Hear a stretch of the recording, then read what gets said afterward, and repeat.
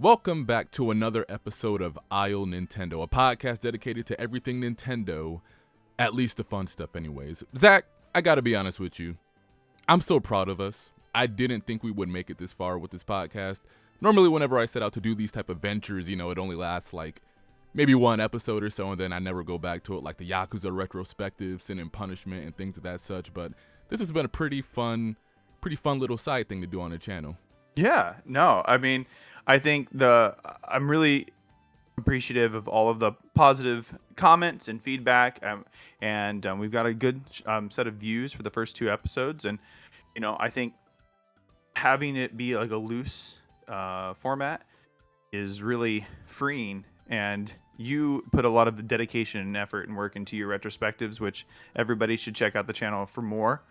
But this is a bit more off the cuff and allows us a little bit more flexibility. So, yeah, no, I think it's a great groove, and it's our own schedule, and looking forward to. I mean, based off this direct, we'll have plenty to talk about this year. Yeah, and that's essentially what the whole podcast is going to be today. Just going over the Nintendo Direct, as well as this whole $70 thing going on with Zelda and potential other Nintendo games. Kind of scared, I'm not gonna lie, but we'll get into that later on. So we just had the Nintendo Direct yesterday, and they started it off by showing Pikmin 4. Looks amazing. Gorgeous, yeah. Yes. Yeah. So they introduced a new Pikmin type called the Ice type, and I guess this one has the ability to freeze terrain like the water. They were able to start walking on it because it was frozen. The enemies, I noticed one of the enemies ate one of the ice Pikmin, and then that became frozen as well. I didn't see any purple, flying, or white or rock Pikmin in the trailer, but they did show some official artwork, and they are in the game. I'm not entirely sure how that's going to go into place, or if certain areas just better work with them or what, but looks really good. They brought back the caves from Pikmin 2, so there's going to be a lot of exploration there, bosses to be found in there. Looks really good. I'm wondering if it's going to have some type of character creator, though. They didn't really show much of the main character here, so I'm wondering if it's just a custom character that you can create on your own, and then you'll find other pilots throughout the worlds that you visit. That's an interesting angle, because I think it's not really like a loss of identity, but like Olimar has been such a central part of the first three games as the protagonist, and as the cast kind of expanded, those secondary characters kind of got lost in the mix, and so it would be, I think, really a cool idea for you to be able to personalize that. And it looks like there's more NPCs in this game, and there's going to be some more dialogue other than like you being in kind of the shuttle in 3, where you're kind of going over all of the fruits that you captured. And so I think that's actually a really cool idea that I didn't think about, but a lot of people were speculating that it's probably a child of Olimar or something like that. But I would be more than happy to see a character creator. And what you were saying with the different types of Pikmin, yeah, the Ice Pikmin is I think changes the game like radically, because water had always sort of been one of the trickier parts of those games, and so it will definitely kind of reorient the way that you strategize, getting from one area to the next. And did you also get like the vibes that it looks like it's kind of going back to the first game a bit, and just sort of more like less kind of collecting, but more kind of like an objective based, or did you kind of get a different feel from it? Yeah, I could see that. Yeah, I think that the Pikmin Poochie or whatever. I think his name was like Ochi or Dachi or something. Yeah, something like that. The dog companion is really going to, I think, be another kind of fresh innovation into the series. I'm more forgiving than most. Like I don't think that like games need to like be drastically different each time. I think it was fun in the early days of gaming, where you would have like the first two Mario games, the first two Zelda games played drastically differently. But I think with the core of the RTS mechanics of Pikmin, there's not a lot you can do to really change that up. So you have to just add things that really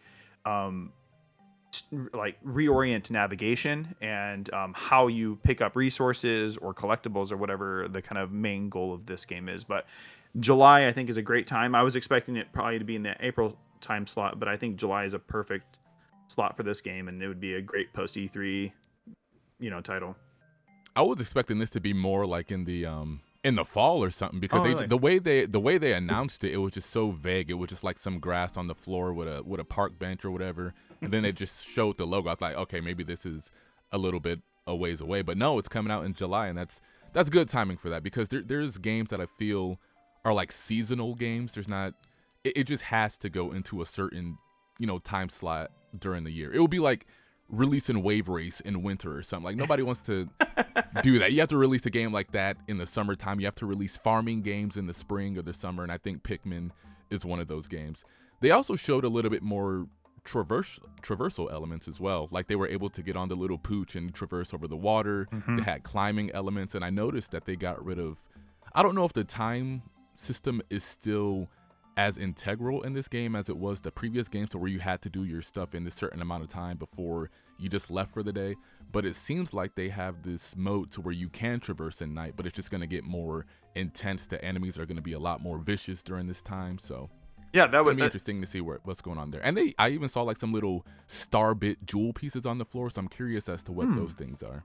Yeah, no, that could be like whatever the new resource for, like, maybe your ship, or perhaps to sell like you did in 2, with getting all of the different household appliances and items there. So, but I think that's actually a really interesting idea that I picked up on as well, with using nighttime exploration, and perhaps there will be like a risk reward aspect to it, where you can choose to stay out during the night, but the enemies are going to be like twice as strong, or you're going to only be able to bring like half of your Pikmin. I think that would really change up the game in a dramatic way too. So yeah, no, I think that's a really good observation there. Yeah, so that's Pikmin 4. Right after that, we had the Xenoblade Chronicles 3 Expansion Pass DLC. A new hero called Masha with some new challenges with roguelite elements are coming to the game. Apparently, you can like battle waves of enemies, and you'll get new abilities as you progress throughout these. I think they're called like gauntlets or something. Then there was special outfits inspired by the past Xenoblade games, but the most exciting part of it all. Yes, sir. Volume 4 coming out later this year. Before I even get into that, how far are you into Xenoblade Chronicles 1? I know you were working your way through that a couple months back. So I got about halfway. So I had crossed over into the Mechonis, and had Okay. probably it was I don't want to give.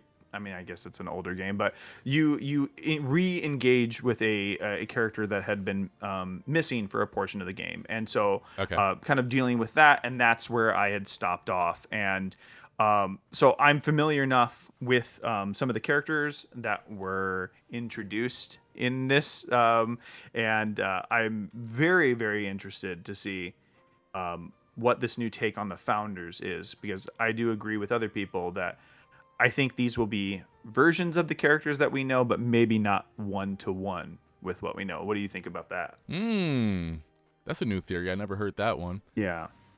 I could see it being the same exact cast. I don't think it's a whole new cast of characters. But what is interesting is that they're doing what I was hoping Xenoblade 3, the base game, would do, is just bring more of 1 and 2 into the game and try to fill in all these little story pieces that were missing. So I'm interested to see where 1 and 2 play a role in part 3. And then they showed like the Xenoblade 3 world, and like the main character said, like, you're gonna suffer for what you did to my granddad. So I'm wondering if maybe that's Noah's, what would you call that?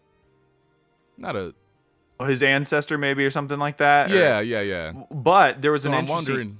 Okay, no, go ahead. Yeah, no, sorry, man. There was an interesting fan theory that it's Faye from Xenogears, or an iteration of that. And so Takahashi bringing all of his different creations in, which we have seen before, because Cosmos was a blade in 2. So I think it's completely within the realm of possibility, that they changed the characters just enough. But it looks like he also had a certain gauntlet that the protagonist Noah has in Xenoblade Chronicles 2 that he's wearing. So I think what you're talking about with like maybe being an ancestor or something, it makes the possibility like endless because Torna went back in the past. So this could fully dive deep into the rich lore that was really kind of only hinted at in Xenoblade 3. So, Yeah, and I kind of figured they would go this route with the DLC because they had that image with all the three Monados just like in the grassy plain or whatever. So no idea what the story is going to entail, but I am so excited to finally get back into that and see what this is all about. I haven't really played any much of the expansion DLC with the girl with the robotic girl with the green hair, and I probably won't even go to this Masha DLC, but that expansion pack with the Volume 4, I'm all about that one. absolutely. And I hope they do another physical. I think, it will be interesting with this new pricing, drama that we'll be discussing later on with Zelda, what that's going to be priced at later on. And if they'll do that physical package, I think it worked really well with them with Torna. So I really hope that, again, around like September or maybe October, that they just drop that and just put it all in one package, and I'll be there day one. Yep. After Xenoblade, we had Samba de Amigo Party Yes, Central. sir. Okay, I'm not the biggest, like I've never really played Samba de Amigo, but I always did like the aesthetic of the game. There was a game on the Dreamcast and then a game on the Wii that I heard wasn't too good, but Samba de Amigo Party Central is coming out for the Switch summer 2023. It's got about 40 songs. Zach, what do you think? Yeah, I'm actually really excited to see if this can finally be like a definitive version of this game. I was fortunate enough back in the 20 years ago or more now to have played the actual arcade machine, and so that was a lot of fun. A friend of mine had it on Dreamcast. Didn't have the maracas, which is what I think the kind of legacy of that game is that in the collector market, those peripheral maraca controllers are really like highly sought after and go for like well over $100 or more now.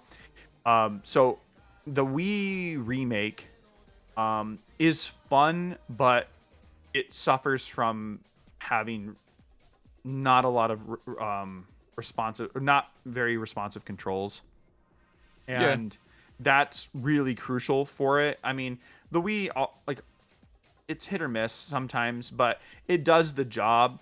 But there are like times where you have to strike a pose, and it's hard to kind of, depending on how big you are or how your arm length is, you may like spread out and it just doesn't register that.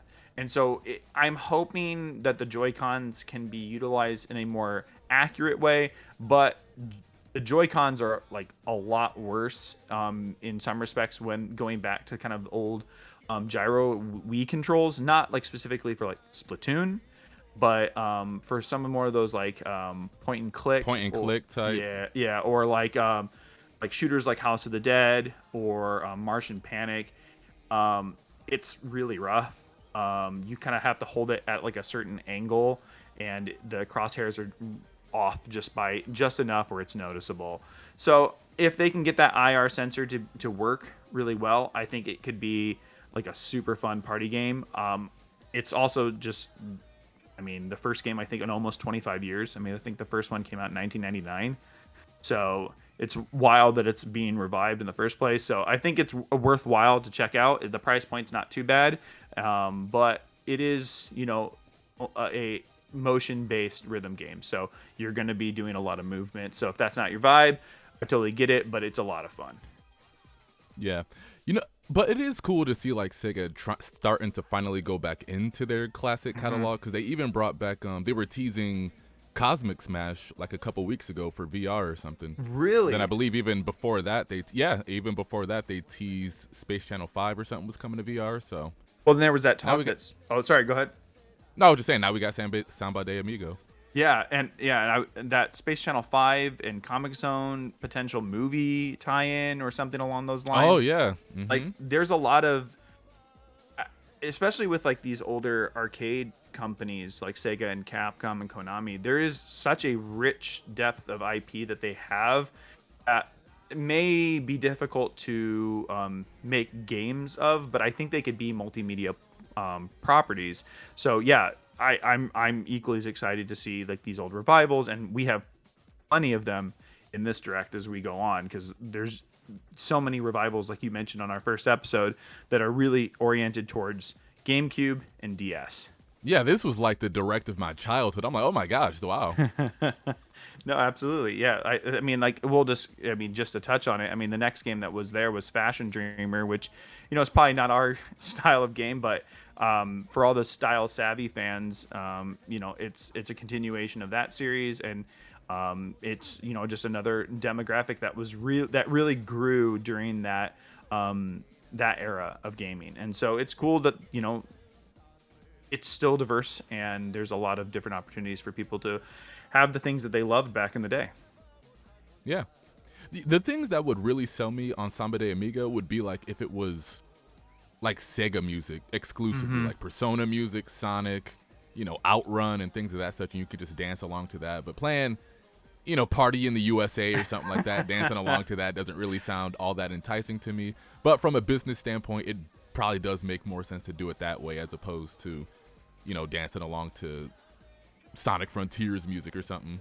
Yeah, I think there's some flexibility, like, because all of those popular rhythm games did kind of eventually sell out. So yeah, I'm sure like Livin' La Vida Loca or something like that will be in it for the fifth time or something. But no, I think this is the time to do that, because all of those Atlas games are really popping off in the mainstream.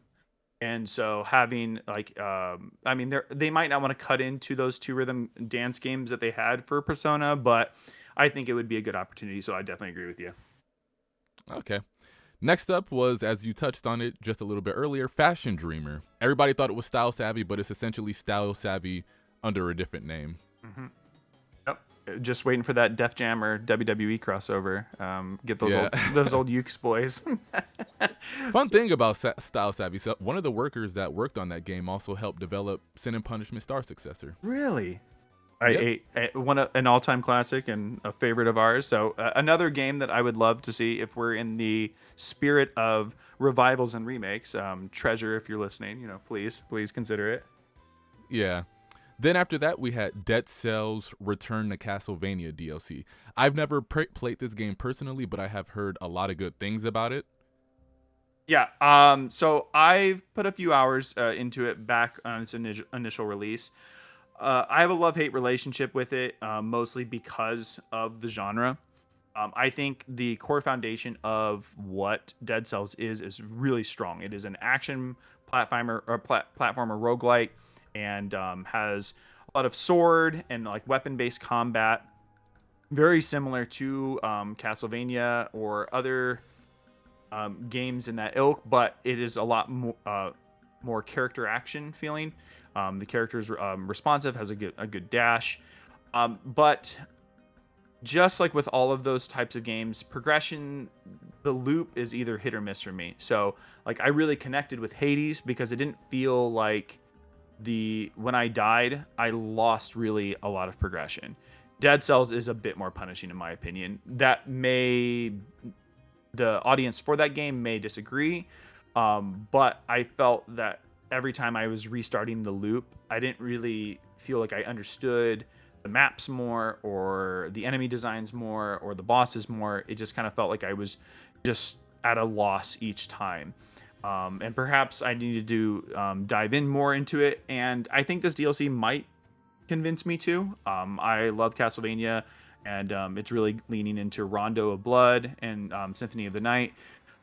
So it could, balance it out in a way where it feels more like those games and uses those enemy designs and characters. So I'm open for it, but it's definitely not a priority for me. But if you do have time and you can get it on a sale or something, it's worth a few hours of play.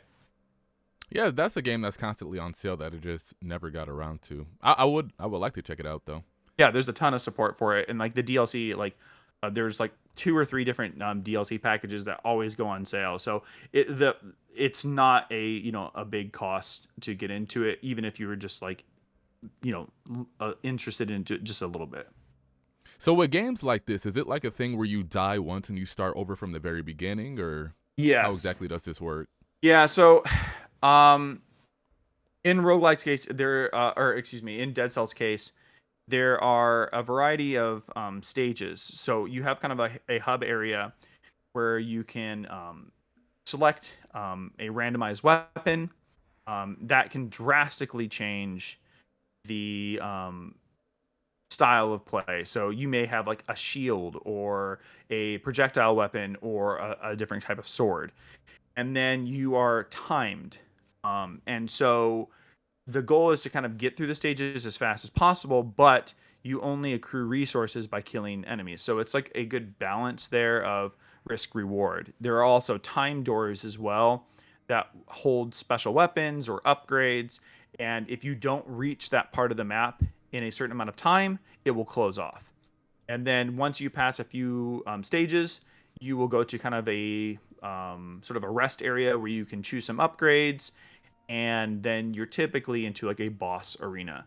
The bosses are pretty difficult for like this style of game, and if you do die, you are sent back. There are some buffs and debuffs and things of that nature that do carry over, but I felt that Hades, which is also similar in structure, the progression felt more substantial each time I died. And then the really interesting thing about Hades is that they integrate the story into your deaths. So that compelled me more to kind of experiment with different weapons and the sim aspects. Dead Cells is a bit more randomized feeling, and so you feel a bit more locked in. So for those who like to speedrun or like a challenge, it's definitely more that type of game. Okay. Then after Dead Cells, we had Tron Identity. This is a visual novel adventure game. Not much to really be said on this, but Correct. you picking it up or no? Nah, cool for Tron fans, not for me. Okay. After that, we had Ghost Trick Phantom Detective coming Yes, sir. out this summer. Little updated HD remaster of Ghost Trick from the DS.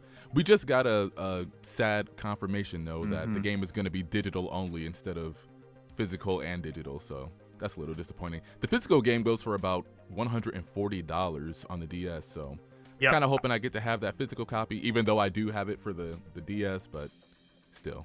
Yeah, I'm right there with you. That did happen with the original Ace Attorney collection, but the Asian and Japanese versions, I believe, have English. So we may see a similar thing where we may be able to import a copy, but I was willing to double dip too, because I also own a copy of Ghost Trick and would love to replay it on Switch. And I think just the using capacitive touch would be interesting to try out. I like all the different music and gallery options.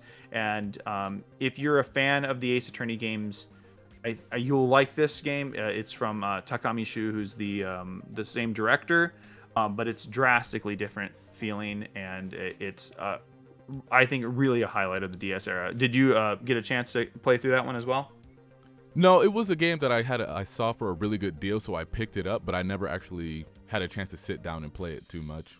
Yeah, no, I definitely think if you and I are not hot really on digital only versions of games, so but if it goes, Capcom games go on sale a lot, so it's worth playing either on the DS or possibly the Swiss version. It's a murder mystery type puzzle, point and click adventure game, but you set up each stage kind of like a Rube Goldberg machine, or like if you remember like watching kids movies from like the 90s and 2000s, where like the kid would like smack at like a set of dominoes, and then it would like brush his teeth after like it hit a bunch of things around his room. That's kind of like what the game that's what the gameplay is like. And so you're trying to kind of solve crimes or prevent them by interacting with items in the environment. And so there's nothing really like it. The story goes in a lot of different crazy directions, so I'm super happy that people get a chance to experience this, especially because, like you said, that physical copy goes for $140. I've seen it go up to $300 for a sealed. Oh yeah, wow. It's insane. It's it's not sustainable. And so hopefully there will be a physical option for those who want it. But yeah, I strongly recommend checking it out if you like interesting and quirky games. Yep. Next up after that, my second favorite game of this whole showcase, Deca Police by Level-5. Now, Level-5 in general was one of the developers I was so sure would be heavy on the Switch when it was first coming out. That was always, Atlas and Level-5 were always like the two developers I thought about going into the Switch that were going to just be dropping game after game like they did on the 3DS. When I think about the 3DS, those are the two developers that immediately come to mind. But on the Switch, it's a little bit different case. I know Level-5 has been having a lot of, issues on their end as far as localization. I even heard they were doing like a lot of multimedia projects that have been kind of biting them a little bit, like Megaton Musashi and Yokai Watch 4. Great game. Wish it was localized. But Deca Police is a brand new IP from Level-5. Apparently it's a tactical detective game. Looks amazing. Absolutely. Yeah. No, I think it was my game of the show. Only from like looking at new announcements, it was definitely like my number one because it's such a fresh and innovative approach to kind of to like this.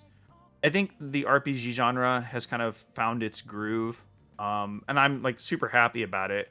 But you kind of know it's like, okay, this one's going to be in space, or you kind of know what like a Persona game's going to be like, or you already know what these big flagship series are going to be. And this was reminding me a lot of their experimental days when they first started out on the PS2 era. Like I was getting big vibes from of like Dark Cloud and Rogue Galaxy, and just in the approach of like having that sort of, those were more real-time battle, but that sort of positioning was always kind of important. And especially Rogue Galaxy had these really had a really interesting what's it called, it had a really interesting skill tree, where you would craft different items, and based off of like how you would kind of combine different items, it would allow you to have a certain attack or a certain proficiency. And so I think that detective mode is really leaning into that, where perhaps based off of how you're profiling the criminals or all the different clues that you're amassing, that may have an integration into combat as well. And so that really piqued my interest of like, okay, this is Level-5 in the way that I love them, just doing something unique and fresh with turn-based combat, or with a genre that a lot of people are down on. But this could be a breakthrough title. But like you said earlier, I think the multimedia approach has really hurt them. And I hope that even if this game is successful, they just kind of pause and don't rush out a sequel, don't start an anime, don't do like a bunch of toy tie-ins, because that's what they did with Snack World. It's what they did with Yokai Watch. And it hurt them because you spread yourself so thin. And like you said, I looked at their wiki earlier today, and that they were having 3-4 games like a year sometimes, like just an insane level of output. And was most of them just like Yokai Watch or something, or Yokai Watch, Professor Layton. Okay, yeah, that's okay. Which will come up, right? But no, like, and then the Inazuma games. So they had like 4 or 5 series that they were just kind of like, filtering through. But even like Ni no Kuni had like a mobile game. It had a DS Japanese only title. So they spread themselves really thin. I would compare it to like Telltale games, where they had a bunch of hot franchises, and then they just spread themselves too thin. And with them having 3 announcements and like coming back in a really big way, I hope they've learned something from that process and just focus on these 3 games and just say, maybe we'll localize Yokai Watch 4, but yeah, let's just go all out. So what was something that kind of spoke to you about Deca Police to make it your number 2? I like the coolness factor of this game. Everything here is just like so. It's just cool. Like like even when the guy, he was like, it's this beardy old man, you've been arrested or something, and he's just pointing at the screen the way he was pointing his gun at the enemy. Yep. Even just like the name Deca Police sounds like something that would have came out, on the Sega CD or something, like some Arnold Schwarzenegger type of character, with explosions behind him or something, arresting somebody. It's just a very cool looking game. Yeah. I totally see what you like that Burning Rangers or whatever, like just having some cool take on like something so like mundane like the police force, but just having like these characters like like that one turn where he shot the gun and that one kind of tactical shot or whatever when they spun the camera, it looked really cool. I the totally one with the agree bow and arrow, he turned around, he just had his eyes closed, and then there was that whole explosion behind him. Yep. It looks really fun. After Deca Police, we had Bayonetta Origin, Syriza, and the Lost Demon coming out March 17th. More of the same. Doesn't look too bad. Yeah, doesn't look too bad. Main issue there is just the pricing, but we'll see on that game. Is that something you're picking up or no? Yeah, I'm definitely gonna get that. I think probably at launch. I like the saturated watercolor, like art direction, and I'm interested to see how the combat feels. It's gonna work or it's not. I think if it was just another like Bayonetta side story, even though Bayonetta sold really well, fastest selling game in this series, so really $1 million happy in 3 months. Yes, sir. Yeah, I'm really happy to see that, and I'm glad people responded well to it. Despite some rocky start, some shenanigans that tried to derail the title, but it seems like Platinum is finally in the position that they kind of were with the guys who were at Clover, where they can just sort of do what they want, and Nintendo is just allowing them to experiment. And we had talked about this, I think, on our first episode, and I'm just happy to see that. It may not work completely. It may just be like a solid like 7.5, 8 game, but I'm more than happy to kind of have this new experience, especially right after Bayonetta 3. I want to get back into that world, and I think this is a good spin-off chance. Yeah. I want to go back to Deca Police real quick because it just came back to my mind what I wanted to say about that game. Yeah. I love, like you were talking about traditional, just games being traditional. Hack and slashers, a lot of it you have, very dark-looking, gritty games, fighting demons and such. That's why something like Hi-Fi Rush was so interesting just visually, because it's not something you really see a lot. Even like Astral Chain, I love that whole futuristic aesthetic, and that's something Deca Police has really been reminding me about. But that aesthetic is something that's also selling me on that game big time too. I think that's what's speaking to me about Bayonetta Origins as well. Both of those games, I said this aloud to my girlfriend when we were watching it. I was like, Deca Police would only exist. It only exists because of the Switch. Like, I know that's sort of like an inflammatory remark, but I can't imagine Level-5 pitching that game to Sony or Microsoft and them giving like the green light and saying, yeah, we want this to be an exclusive on our system.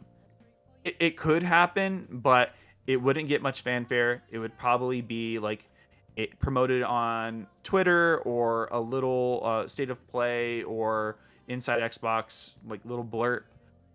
But here, front and center, major release for this summer, and I couldn't be happier. It's, I know a lot of the hardcore Nintendo fans are tired of anime games or tired of Japanese style games. I don't know what that means. Which I don't get. I don't. Whatever. Like you said it perfectly. Like if you can watch that and be like that entire direct and be like, there's nothing for me, then I don't know what you're doing. Like I don't know what you like. I can't figure it out. If you just want to replay these older games over and over and over again, that's fine. I'm a retro collector. I get it. Go spend the crazy prices that are in the aftermarket right now and just play those games. But yeah, no, I just don't think that game would exist without the momentum of the Switch at all. Yeah, Nintendo seems to be doing like a lot for a lot of these games. Like Nintendo did not have to fund Bayonetta or Astral Chain. Those are just like little whatever, go ahead and do what you want to do type games. So those are always really cool to see. Then after Bayonetta Origins, we had Splatoon 3 Expansion Pass DLC. They showcased that Inkopolis from Splatoon 1 is going to be a new hub available. If you want to go explore over there, you can. It's going to have the same weapons and gears as Splatsville, I believe it's called, in Splatoon 3. So if you want an aesthetic change, you can just go over to Inkopolis, which you know, it's kind of weird to think about, but a lot of people haven't played Splatoon 1. Like, Splatoon 2 sold 4 or 5 times more than what Splatoon 1 sold, so that's going to be a whole new experience for them. But it's some place I've already been, some place I'm not really trying to go back to, but it's a nice little piece of DLC. Yeah, I have a lot of nostalgia for it because, like, it's crazy to think that that series is almost 10 years old now. And because I think the first one was 2014, right? 2015? 2015, yeah. And so that's absolutely correct. Like, I wasn't even thinking that most people hadn't experienced Inkopolis. I spent more time in that game, I think, than any other game in the series, and loved the Amiibo DLC that they released, and had a lot of fun there. I'm with you. It's not enough to bring me back, but the second part, I think, definitely will bring me back in with Side Order. Yeah, so apparently I'm guessing that's going to be their Octo expansion equivalent for Splatoon 3. It looks so, and it looks like it's featuring an Octoling in a world without color, which I think could lead to a lot of really cool and creative level choices and level designs. Yeah, aesthetic and all that too. Yeah, like, did you ever play De Blob on the Wii? No, but I heard that was one of the better third-party games on that system. Yeah, so they actually, both De Blob 1 and 2, I think, are on the Switch. I don't know how they control. Really? Yes, yeah. So, okay. Yeah, I think they have physical copies too. Definitely, if you like interesting platformers, they're worth your time. I haven't played 2, but I did play 1. And you are kind of like this blob of color, and you're going around and you're painting the town in a variety of different ways. And so you have to, like, avoid some enemies and kind of use obstacles different set up different parameters so you can, like, color certain hard to reach spots and things like that. It's a lot of fun, and it works well with, like, the Wiimote and the nunchuck. So I think it's, if you want something different, that's also on the Switch, but I'm hoping that they kind of integrate some of that into Side Order. It would be cool if, like, I guess because it was Order versus Chaos in the final Splatoon 2 Splatfest, and then Chaos 1, and which is the whole theme of Splatoon 3. So if Order is like this kind of colorless world, having the Octoling kind of rebel and bring color to the world would be a fun idea, I think. Okay. Then after Splatoon 3, we had Disney Illusion Island coming out July 28th. This is a game I'm sort of interested in, depending on the price, because I love Rayman Origins. I think that is one of the best 2D platformers ever made, and it's by Ubisoft, of all developers too, that made that game. But that's kind of the vibe I'm getting from this Illusion Island, even just from the way the characters are animated, the whole flow of the game, jumping off walls and swinging and double jumping, swimming, and all that. Looks like a really good game. I'm not sure if I will pick it up day one. It just really depends on the price with this game, but it doesn't look bad at all. No, yeah, I'm right with you. I love the Rayman games too. And I think, is it Legends is on Switch, or is it Origins? Legend. Well, Origins is in yeah, that's right. Legends, but Legends is the game. Yeah, and Switch. Like, and that version too is, like, just has an insane amount of content.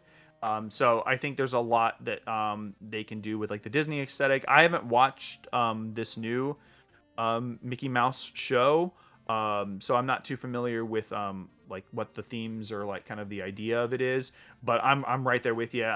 I would love to get a physical of it. I think it was announced and it's up for pre-order, but it would probably be a wait till Black Friday for me. It's not a priority. But I think, a multiplayer platformer is something that's oddly not too common on the Switch. So this would be, I think, a good point to jump in for, like, families, or if you want to play a game with your friends. Yeah. Then after that, we had Fire Emblem Engage Expansion Pass DLC. Hector, Camila, and Soren are all available now in Wave 2 for Fire Emblem Engage, and for Wave 3, we're going to have Chrom, Robin from Fire Emblem Awakening, and Veronica from Fire Emblem Heroes will be part of the Wave 3 DLC pack. And then in Wave 4, we'll be getting a new story DLC called The Fell Xenologue. I'm still making my way through this game. I'm still on chapter 13, but I just haven't really had time for it. But I'll probably go back and pick up pick up this expansion pass and see where all it leads. Yeah, it's pretty interesting. Yeah, no, it looks cool. I mean, like it's for better or worse with like the way that Nintendo handles updates. The love that they kind of show for their RPG series is unparalleled. I can't think of another set of RPG games that get this much content added into them. I mean, yeah, Final Fantasy VII Remake had like the Intergrade and then it's getting a sequel, but those felt kind of like separate expansions, and then I believe Intergrade was locked physically to PS5. Yeah. And so it's nice that like for Fire Emblem fans, like I've seen people on Twitter that said they've already put like 120 hours into this. So there's a ton of stuff that you can do, maxing out all the bonds. And yeah, I'm on chapter 17. It's kicking my butt right now. But I don't know if I'll jump in for the extra paralogue or the extra story, the Xenologue, but it's definitely worth it. I mean, everything's quality, and if you are on the fence about Fire Emblem at all, I think it's gonna have content for the next year, and you can jump right in at any time, and it's a blast. It's one of the best strategy RPGs I think I've ever played. I agree. Harmony: The Fall of Reverie. This is a game I kind of had trouble following. I'm guessing it's is it a visual novel or is it a? I think, yeah. I mean, I got kind of a vibe that it's like the choose your path type story, or yeah, like a choose your own adventure sort of thing, but like you're making like through conversation and dialogue. It felt sort of like a bit like a BioWare game where you're having conversations with people, and that's what allows for certain progression and certain story beats to happen. So I think, the art style is cool, but it's definitely not like a priority me game. If it gets like overwhelming reviews, I may check it out, but it's definitely not like a priority for me personally. Yeah. Octopath Traveler 2, we finally saw this game again. They announced a demo is coming out for that game. It released right after the direct was over. Yep. And we talked about that in our last episode during our conversation with OJ Player Essence about the power, kind of like the need of like a demo, and I think this is the perfect time. I'm glad that they did it. I'm not gonna hop into the demo because I'm already deep in Fire Emblem, and I'm gonna buy this game regardless. But if you want to start it early, I love that Square's doing the carry your own progression thing with all of these demos. Yeah, and that was a theme a lot for this direct too. They're like, there was just a lot of shadow drops with demos and full games. I'm just like, I can't leave Engage. I have to just stay here while I can and just finish that up, and then I'll be free to try other stuff. Correct. Yeah.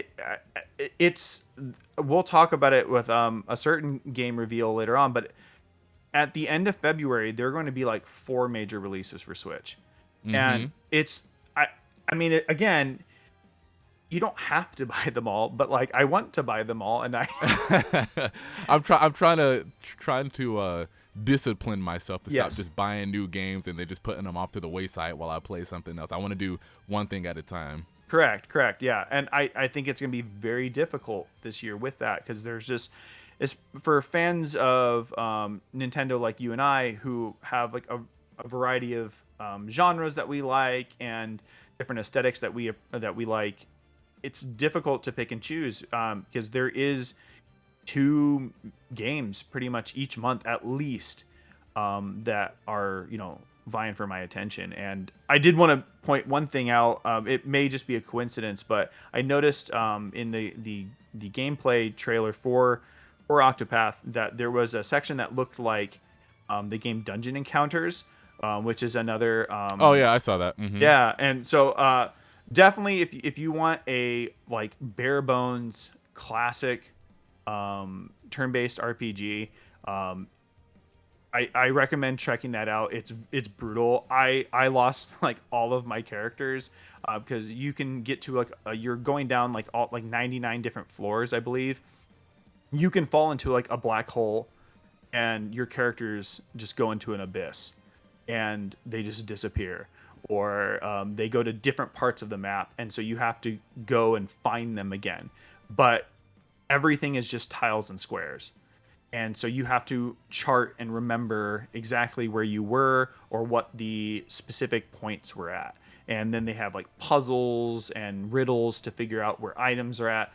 So it's really deep, really intense. But if you're also looking for something that is a bit challenging from Square, that's another excellent RPG that I recommend.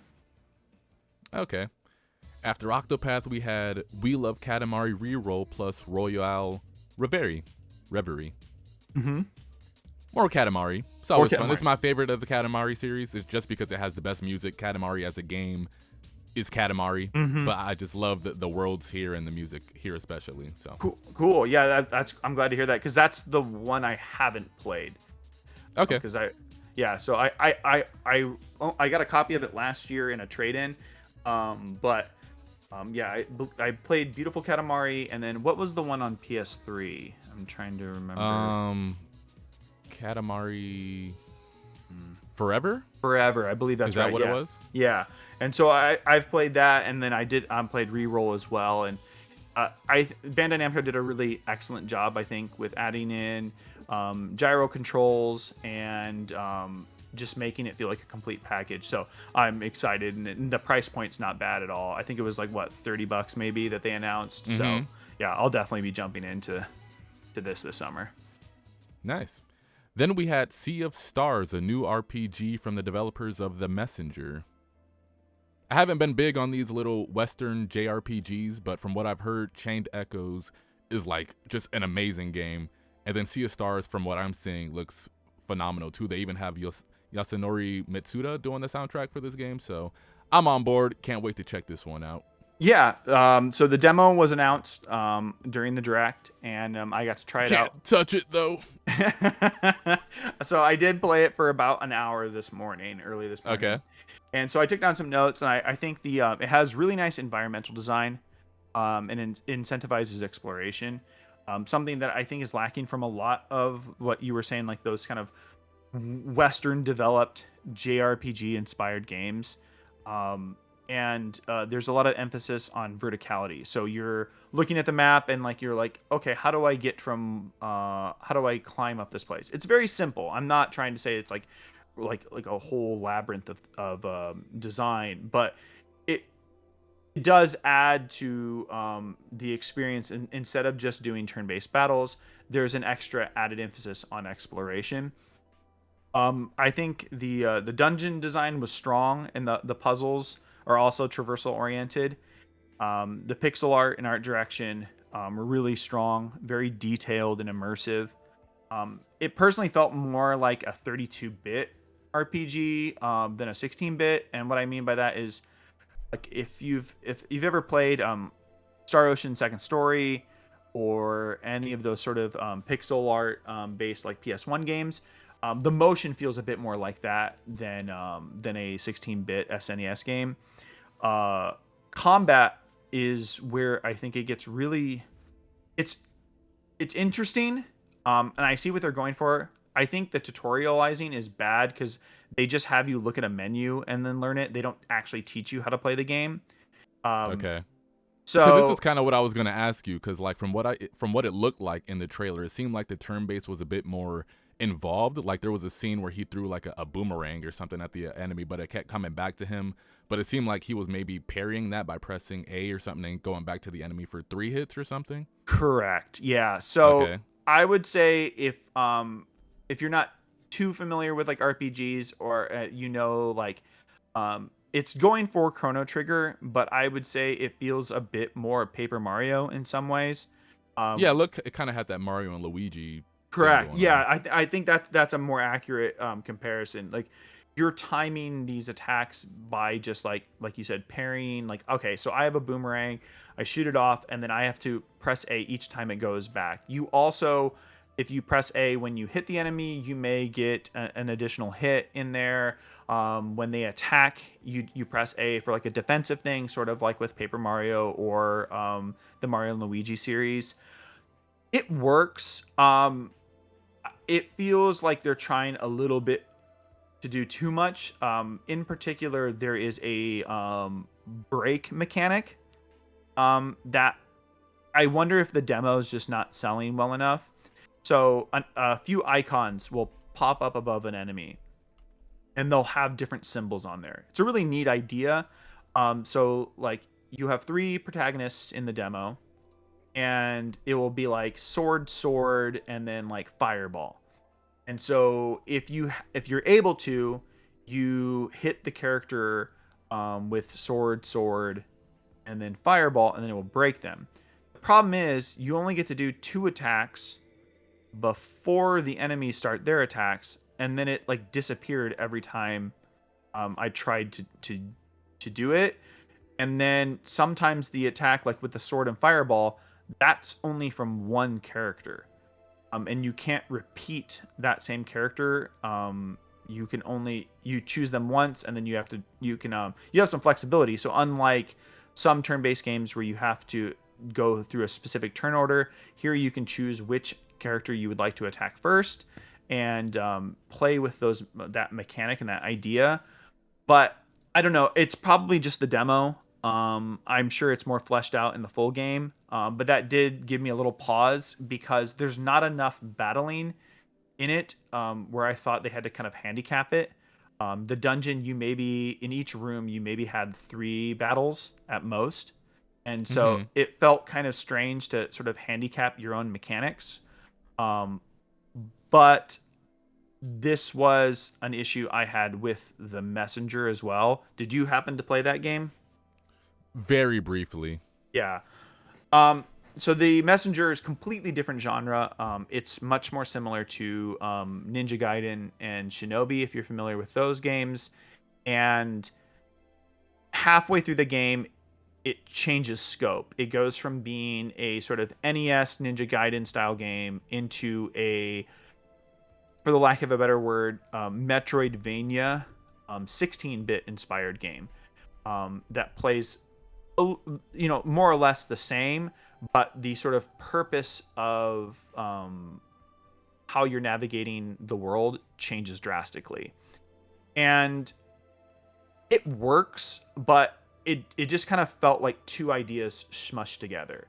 And that's my only fear with this, and what I see in a lot of these Western style JRPGs, like you mentioned. I'm sure they're quality. They have all of the right aesthetics. They look gorgeous and beautiful, but it feels like a lot of these developers misunderstand the power of having like a really solid framework with a mechanic or with a story idea. It just kind of feels more like they're making a parody of the game in a way, rather than actually making their own unique experience, if that makes sense. No, okay, I see what you mean. Like, you feel like it's just trying too much instead of just trying to perfect or nail one major thing that it's trying to set out to do. You feel like it's trying to mold too many genres and too many ideas into one package that it kind of feels all over the place. Yeah, I mean, again, this could just be like the brief time that I had, and the full game could be completely different. And I see a lot of people, I notice a lot of people on Twitter connecting with it. I think if you like that aesthetic of 90s JRPG, you're going to enjoy your time with it. There's nothing that's like offensive about it. But for me personally, with just as many games as there are, some of these indie RPGs, they just kind of feel like they spread themselves a little too thin. And so if the demo, is free, so check it out and see what you feel. I may pick it up in August, but it's definitely not like a priority based off the demo. But I do think it's still going to be a quality title for an audience. Okay. Then we had Omega Strikers. This was a free-to-play sports game. Yeah, it looks like Overwatch and Windjammers. Yeah. I like the Windjammers part of it. It just seems like I wish it was a bit faster and maybe not as involved with so many people on the screen. Yeah. I wish it was just Windjammers. I'm not gonna lie. Yeah. Yeah. No, I'm with you. Doesn't look bad though. And then we had Etrian Odyssey Origins Collection releasing July 1st. Etrian Odyssey was a game that I could always appreciate, but at the time when it was relevant during the DS and the 3DS lifespan, I didn't really care too much for it because it was a first-person, dungeon crawling RPG. But ever since I played The Lost Child on the Switch, my viewpoint on games like that have changed drastically, so I can enjoy games like Lost Child. I can enjoy games like Soul Hackers, like Soul Hackers 1. I can enjoy games like even Etrian Odyssey. Those were some of the games I had to run to make sure I picked up before the 3DS closed. So I got all the 3DS Etrian Odyssey games. The Nice. DS ones were the ones that I didn't manage to get, so it's actually nice to see the Origins collection coming over for the Switch. I heard it's supposed to be about $80 to fill out the whole collection on Steam anyways, but if there's a physical collection that gives me everything I need for $60, that would be amazing. Yeah, this is, I think, the first part of this conversation of price. You and I have, I think, share the sentiment that like $70 is just kind of nonsense. Not that it's not justified in some ways, but it just feels arbitrary. Like, why $10 more? Like, there's my thing. Oh, go ahead, Buzz. I'm sorry. Oh, no, you're good. No, like, I just like, $10 just seems sort of like a weird point to stick on. It's like, if we are going to really talk about like, development costs, games should probably be more like $100, but nobody's going to buy $100 game. So Yeah. why change it to 70? Like, it just seems strange. But what were you going to say? My thing with the whole $70 thing is that it's not that games can't be $70. I mean, you and I, we collect retro games. I'm sure you've probably spent over $100 on just a single game before. Yeah. But my thing is with $70 is these games that are charging $70 haven't really shown me they're worth $70. Like, what exactly are you doing in your game to show me that you're worth the extra $10? Correct. That's been my main question moving forward. Because like, if you look at a lot of the games that that have come out over the years, we had The Last of Us remake. It's a game that's exactly 1-to-1 from the game that came out on the PlayStation 3, except for they removed the online portion of the game. Yep.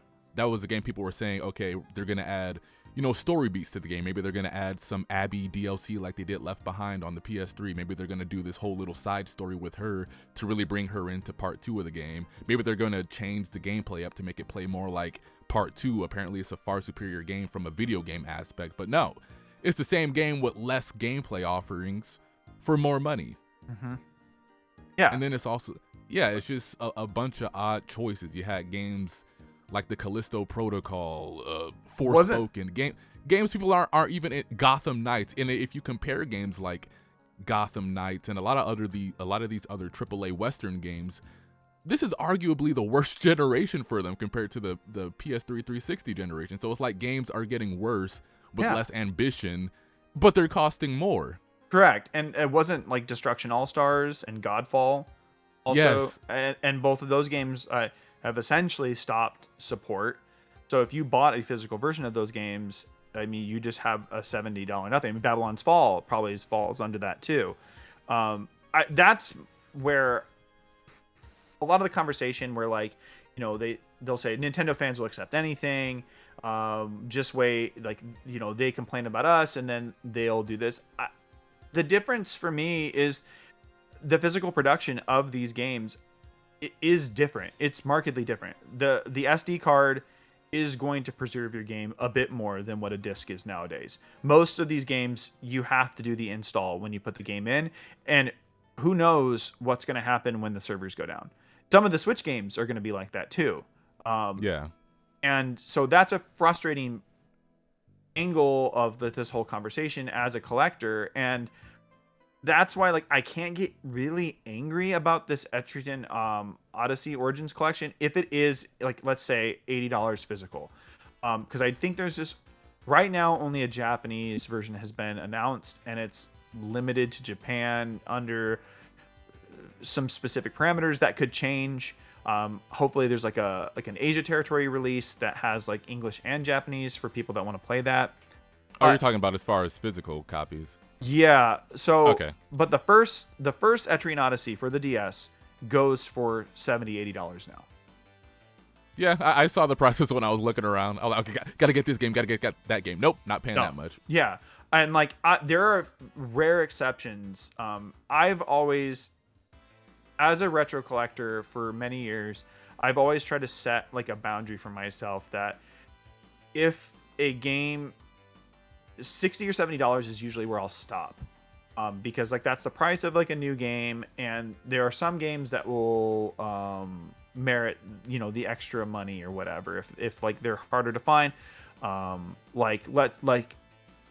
while back I bought a copy of Mr. Mosquito for PS2. It's just like it's a weird quirky game, but there were tons of copies available for $80 to over $100.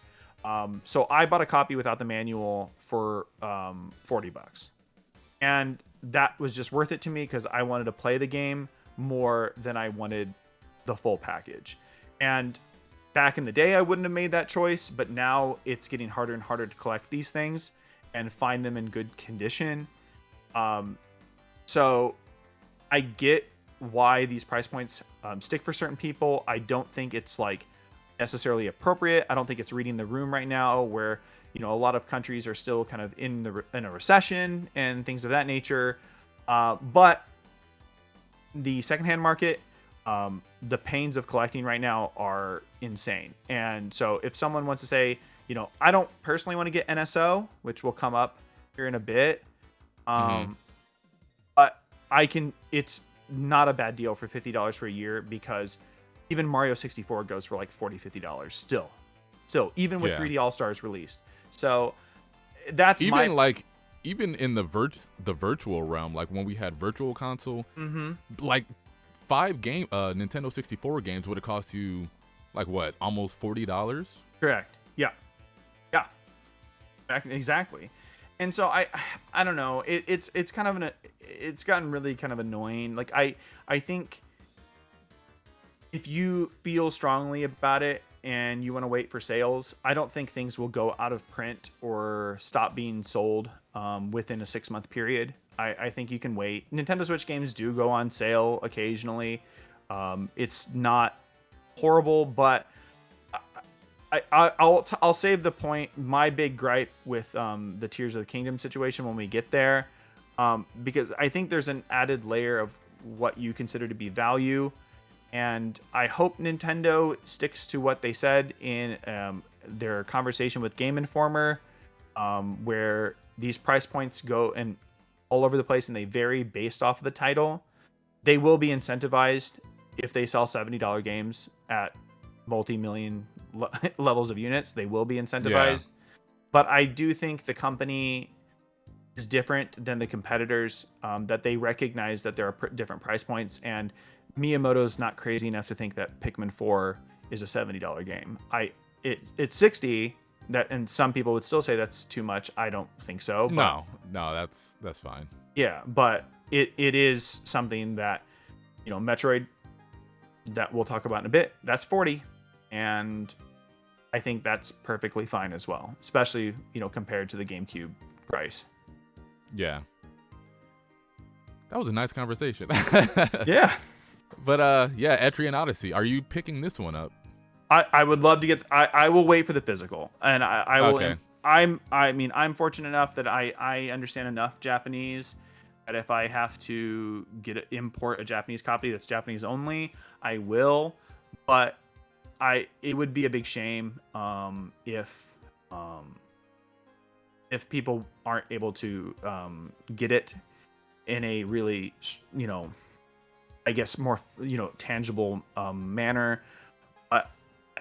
Atlas and Sega games go on sale all the time, so if you are fine with only digital, I guarantee in about a year and a half this will be half price. Yeah, if there's not a physical copy, I'm gonna just skip on it. There's way more games I could be playing anyway. It's not a necessity where I just need to have it, but I would love to have it if there is a physical version. Correct. Of this game. Okay, after Etrian Odyssey, we had Advance Wars 1+2 Reboot Camp, finally here with a release date coming out in April 21st. They didn't really show anything. outside of I'm guessing it's the opening for the game. Looks very nice. Way forward animation going on. Yeah, and Excited I think to check it out. yeah, all the complaining probably over the past year has probably done good marketing for the game online at Yeah. least. So no, I'm surprised. I think I mentioned in our first conversation that I was thinking December but I think April is a perfect spot for it, and I agree that they probably did the smart thing of not showing the gameplay, because I know people disagree, but I do think that the political climate would have hurt that game. I mean, there is a certain game out right now that's causing a big controversy, and I know exactly what you're talking about. yeah, and I don't think it's to the same degree. It wouldn't be to the same degree, but if you had a title called Advanced Wars come out at that point, it could impact it. It's a reality.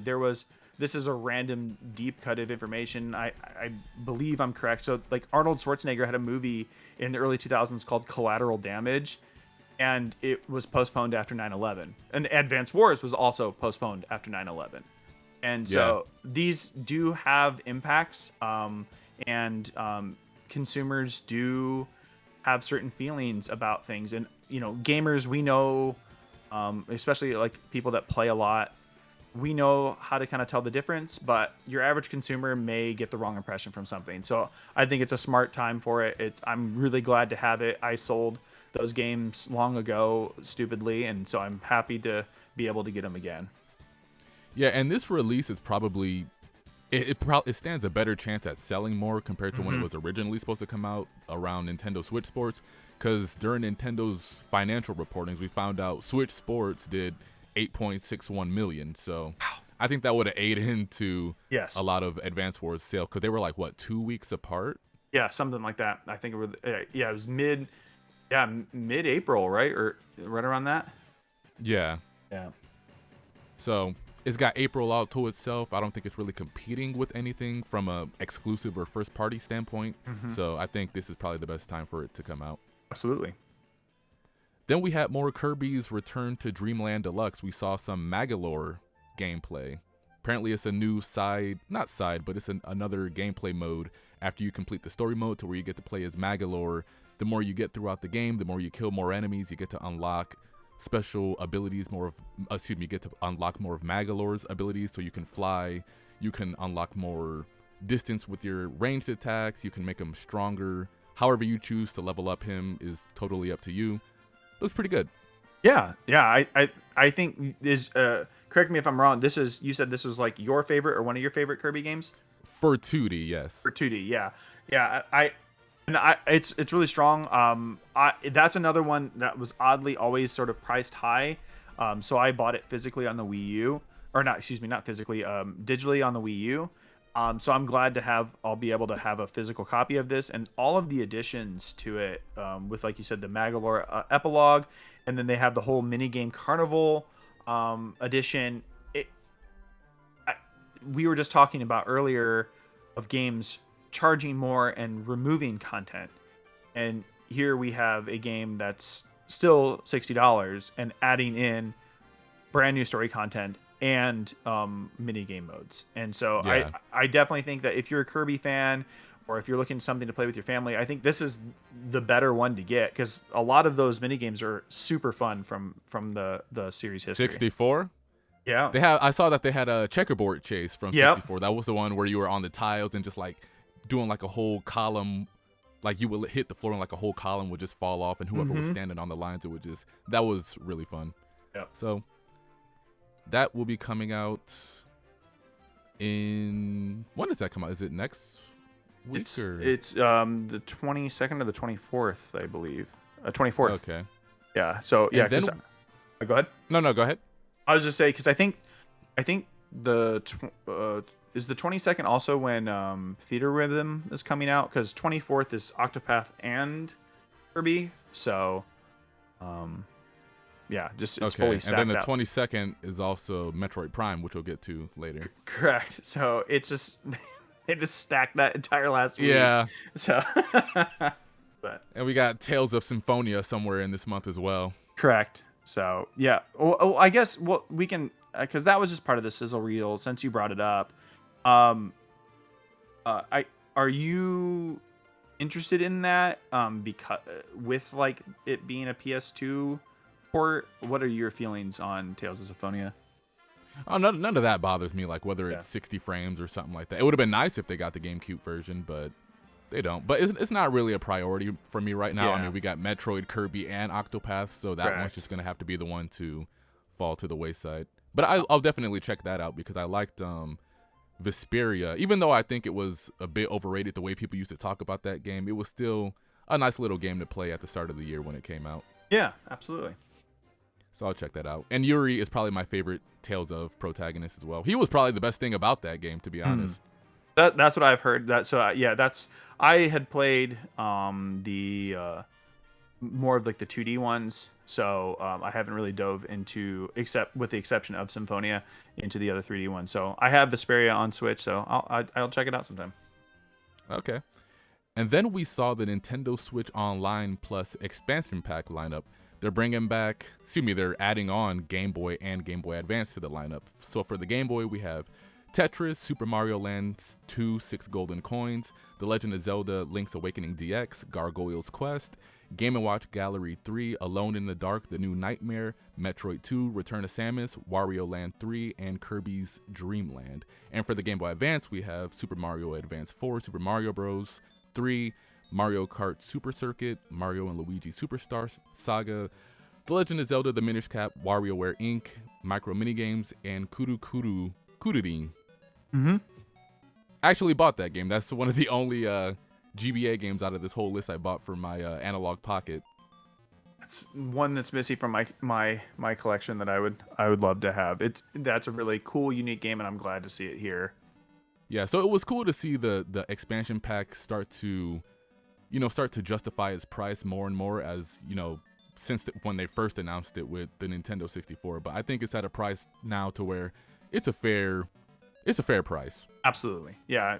Just to echo, our earlier conversation, again, like you said, you would be paying $10 or $5 for these games on the eShop or so it's an equivalent $50 for the year for all of these titles, and especially those handheld games. They're not going to translate super well for some people, especially like Game & Watch 3 and things like that, but they're cool to have, and it's good exposure for people who may not be an avid collector like you and I are, and not really familiar with a lot of these series. Like one that I loved during the pandemic was on the Super Famicom collection was Mario Picross.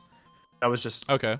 Yeah, it was just a fun game to pick away at. And so there's going to be Japanese exclusives too. And so if you can set up a Japanese account, it's really easy. You just set up a Japanese Nintendo ID. You can access the Japanese eShop and get all of the different regions, or all of the different console versions for the Japanese region. And so they'll have all of their exclusive games. So if you pay the $50, I believe you should be able to get access to those for the N64, but I could be wrong on that. I don't think it checks region. I just think it checks if you have the expansion pass. I know they had Fire Emblem: The Binding Blade in Japan Correct. for their online, so that's cool. Yeah. So that's those kinds of games, like, because on the Super Nintendo, I can't remember which ones they have, but the Super Famicom has a few Fire Emblem games as well. So if you really want to dive deep into Nintendo's history, there's a lot of opportunity now, especially with these editions. So it's a great package, I think. Yeah, and they even gave you other filters for these Game Boy games, so you don't have to play with the green or anything on it. You can play with the Game Boy Color filter on it if you want to. So Yeah, that's how I'll be playing these Game Boy games. absolutely. And the Analog Pocket does that, but I think this looks a bit more accurate. But the Analog Pocket looks really strong with those games with their different filters as well. But it's nice to have like a Nintendo UI and have everything just in one place. So if this is your preferred way to play games on the Switch, this is the way to go. Yep, and I saw a lot of people were playing Mario Kart Super Circuit online. These games are all online compatible as well, so if you want to play Super Circuit, Tetris, you can do that. Yeah, incredibly underrated Mario Kart game in my opinion. It's one of my top 3. Oh yeah? Yeah, I think It does the coin collecting like the best. It it takes sort of the inspiration of Super Mario Kart and adds in sort of like the level of polish that a lot of those like some of those GBA remasters were like, but being wholly new with, and I like the course designs too. So yeah, it's just that one and was it Konami Crazy Parts or something like that. It sounds so familiar. I Yeah, know so, exactly what you're talking about, but yeah, yeah, I know. yeah.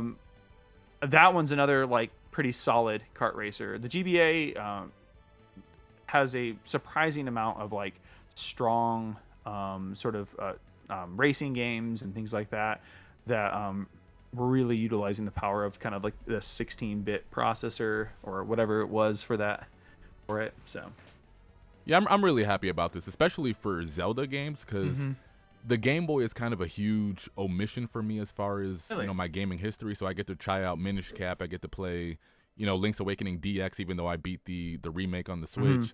Get to try out the Oracle of Seasons games, which are like $80-$90 a pop. So I'm yeah, really happy about this.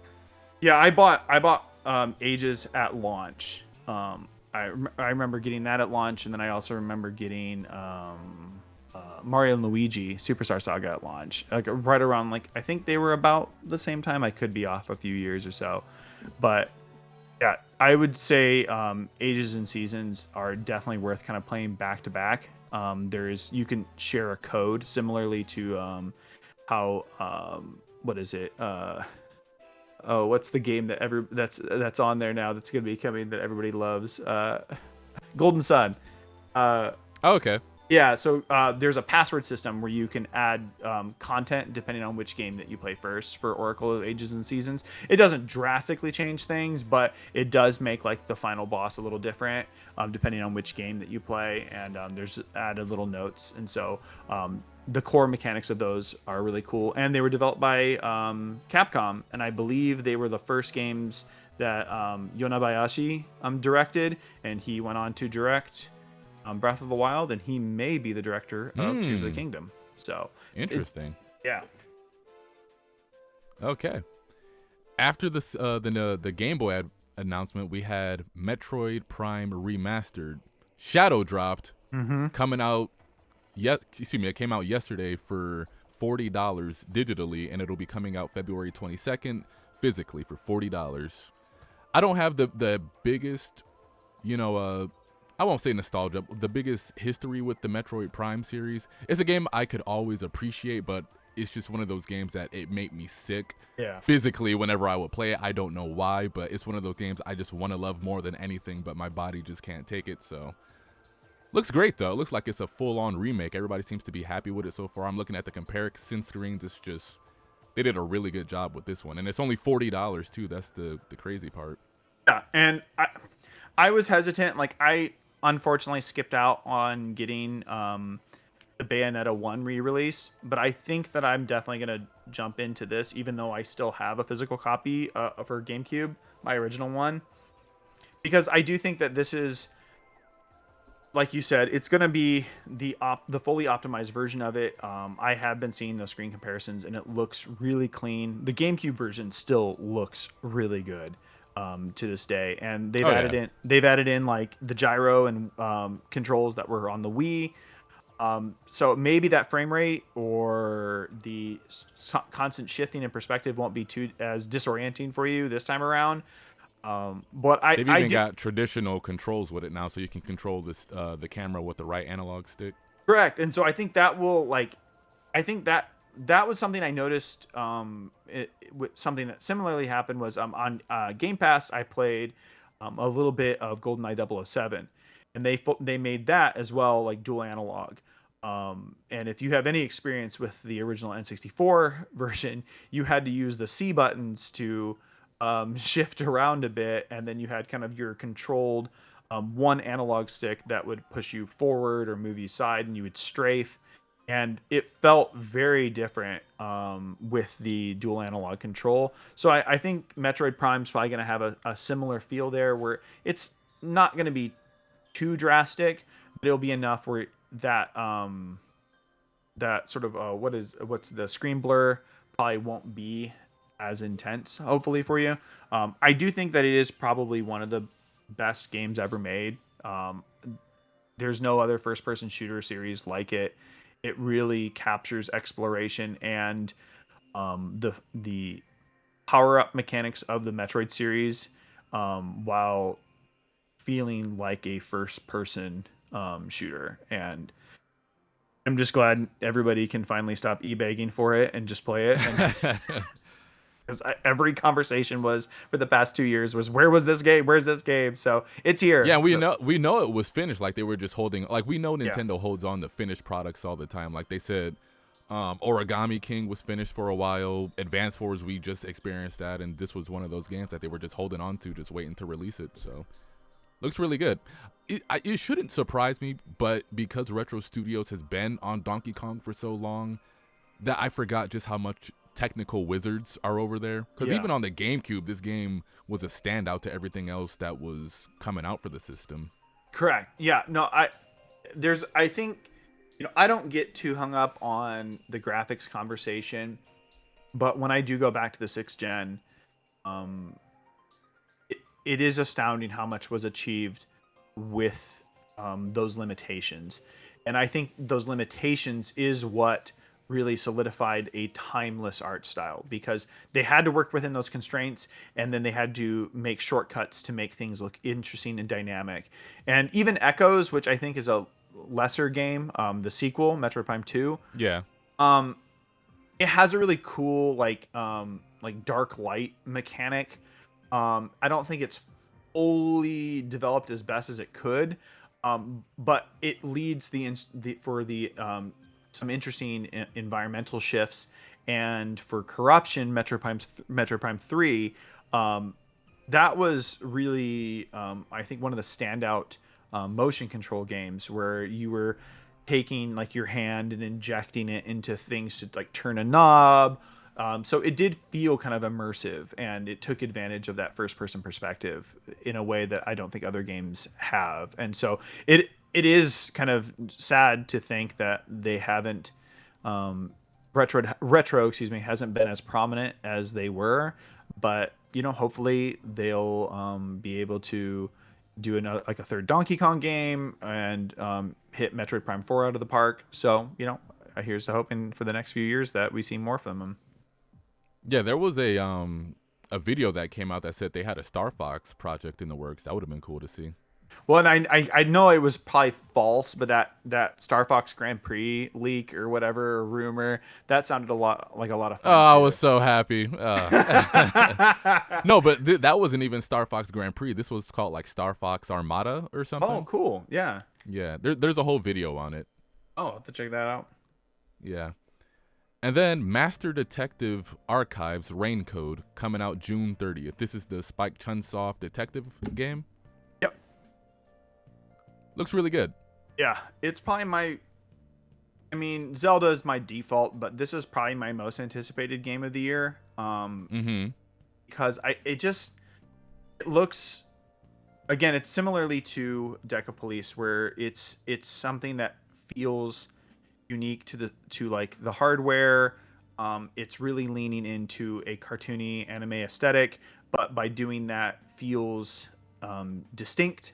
And I really like this sort of detective crime solving concept, but using it in sort of maybe like an light RPG way, and exploring and gathering clues, which was a fun aspect, which we mentioned earlier, of like Astral Chain, where Astral Chain, I think, was broken up pretty well with its action segments, with those kind of cool detective investigation segments. So anything more that's like that, where it's, trying out different genres and trying out different approaches, I'm there day one. I'm really looking forward to it and hope it hits.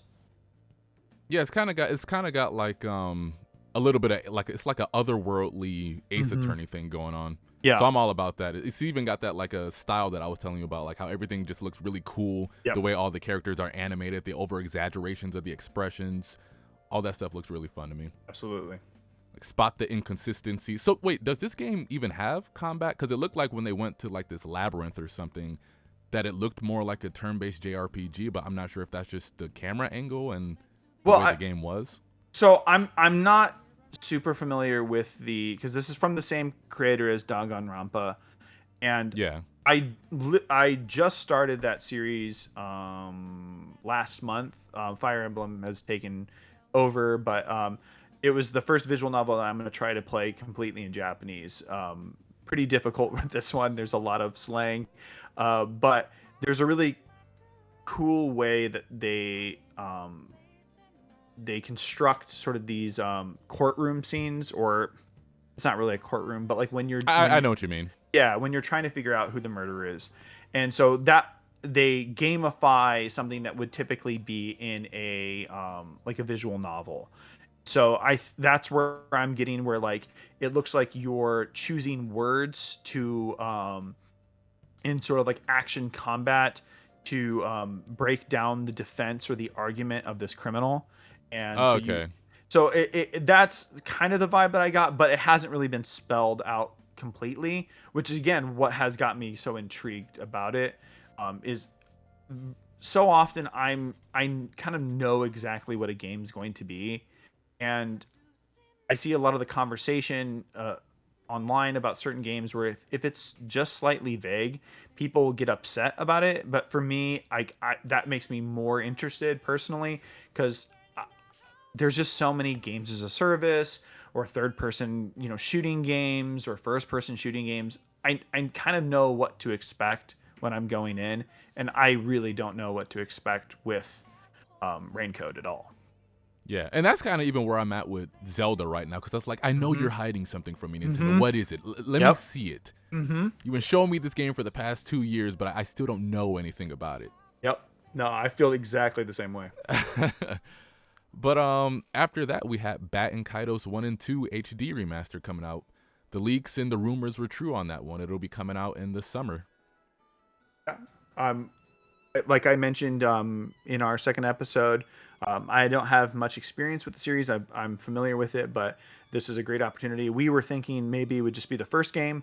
It being both games is a big deal, and I think if you're interested in seeing more of these remasters, go out and support it. I think we'll probably see more before the Switch ends its life cycle if this does pretty well. Yep. Then we had Fantasy Life I, The Girl Who Steals Time. Fantasy Life was one of the best 3DS games of its era. Another Level 5 game. It was kind of like if Animal Crossing and Rune Factory came together. Okay. That's what Fantasy Life would be. And that's what I saw you. Sorry to interrupt. Yeah, I saw you on Twitter say this was your number one of the direct. So I've only tried out just like barely the first hour of Fantasy Life. So like, what connects with you so much about the series? It's just that how much freedom it gives you. It's kind of like an offline MMO. It gives you a bunch of roles that you want to assume, whether it's like, you're a fighter, whether you're like a cook or something, and you just really dive into that role. You recruit new characters, you're building your town, you're fighting enemies, leveling up, and doing all that fun stuff. So just a really good game. The aesthetic of it is just vibrant and beautiful, like an Animal Crossing game. It's got the whole building, your town aspect, building your home type thing that people would be able to appreciate. So it's got like a lot of little factors that I like all into one game. And that's kind of maybe why I can't connect too much to Animal Crossing, because it doesn't have an action element to it. So that's why I lean more towards Rune Factory and things like Fantasy Life. Yeah, no, I put about a month into New Leaf, and after a while, like I played it just like a little bit each day, and I was kind of like really trying to see what connected with so many people about Animal Crossing, and I can understand, but it just was missing that action component, like you said. So that makes me a lot more eager to either jump into the 3DS title or do you know what the I is? I have no idea, but I like it. It's a lowercase I too. Yeah. It's really taking me for a doozy. Why not? Yeah. Right. And then is the Girl Who Stole Time correct? Yes. Yeah, the Japanese love, because there's a book a movie and an anime of the girl who leapt through time. So they really like these girls in time over there. So that does have me intrigued. And so no, I'm more sold on this now that you mentioned that because that action component was what was missing for me, and so that's really cool to hear. Yeah, and it's not like I can't enjoy a game if it doesn't have action. Like I love farming games, but Yeah. with Animal Crossing, it was just a different type of sim that I couldn't get too much into. But then after that, we immediately had an announcement of a teaser that Professor Layton and the New World of Steam was coming out. I didn't think we would see this game because, again, the whole Level 5 situation with, their mismanagement, but also because the last Professor Layton game that we had was the one with his daughter, the Catriel game. Yes. I don't think that game did too well on either the 3DS or the Switch. Yeah, and I think it had a mobile version. It was an okay little game, but I don't think it sold all that well. And it's probably one of the more rare games because they did release a physical version of that game for the Switch. Yeah, I had a tough time finding copies of the Switch version, so I did get it on 3DS. So because I have all of the games in the series except Azran Legacy, which is another one that's like $100 now for no reason. But I've played the first 3 games. So I've played The Curious Village, Diabolical Box. Yep, and Unwound Future. And I got about halfway through Last Spectre, I believe that's what it was. But I didn't. I own the 3DS games, but I haven't touched them yet. So what's your kind of experience with Layton? Yeah, like you said, it's I played more of I played one for the DS, that was the Curious Village, and then I played Catriel. Catriel was an okay game, but Professor Layton, I thought they were fun little puzzle detective games for the DS. A very comfortable, cozy type of game too. Yes, yeah, and I think the riddles do get pretty challenging as you go on, but there is a good balancing with like the hint system of finding coins in the environment. I think that's my only thing was because I played like Curious Village, and then the following 2 I mentioned like back to back, and so by the time I got to Last Spectre, I was like kind of burnt out because the stories are really good. They have like in-game fully animated cutscenes. I would say like the only other game that I've seen kind of with that level of gameplay and animatic integration was Rhythm Thief for the 3DS. Yeah, and so another rare game. And so I just hope that with this series, they're willing to do something a little different, and that might make longtime fans a little upset, but I think Yokai Watch made a successful transition in 4. Because 1 through 3, one is Yokai Watch 1's personally like one of my favorite games of all time. It just has like such a good gameplay loop and such a realized world, and the yokai feel like your actual sort of like companions compared to most other monster collecting games. And Yokai Watch 4 took that to another level. But if you can't speak Japanese, you're gonna miss a lot of that context. And so even because I didn't understand anything that was going on in that story, but just roaming around the world and doing combat, it was a really good summer when I played that game. Correct. It was like the Ni no Kuni 2 I always wanted. Yeah, and that's I think I see that those kind of that base in Deca Police as well, where that just kind of navigating this sort of realized town. You could ride your bike in Yokai Watch 4, and then there were 3 different time periods that you were traveling through. It was an insane scope. And so I'm hoping that with this Layton series, if it's more Layton, it's more Layton. It's going to be enjoyable, cozy, like you said. It's going to be fun. But if they do maybe bring it into like a 3D space in a real like way where like it's a fully realized town and Luke and Layton are sort of actually doing sort of investigating and talking with people and solving their riddles, I think that could be a nice reinvigoration for the series, but they may not want to take that risk. Yeah, I don't even think you have to change too much about it like from what it is as the core gameplay. But if you give people the ability to run around like that level 5 art style, I think people would really get on board with that. Even if it's still just a detective game, mainly just talking to people, trying to figure out exactly what's going on, and then you jump into these little riddles and minigame clue things. I think it would still be fun if you give people that control of the characters. Yeah. Then we saw Mario Kart 8 Deluxe Booster Pack Course DLC. Yoshi's Island is a brand new course, and Birdo is coming back as a return character from Mario Kart Double Dash, my favorite Mario Kart game. Oh, nice. Yeah, nice little DLC. I haven't touched any of this DLC, honestly, but there'll come a day where I just boot it up and check everything out.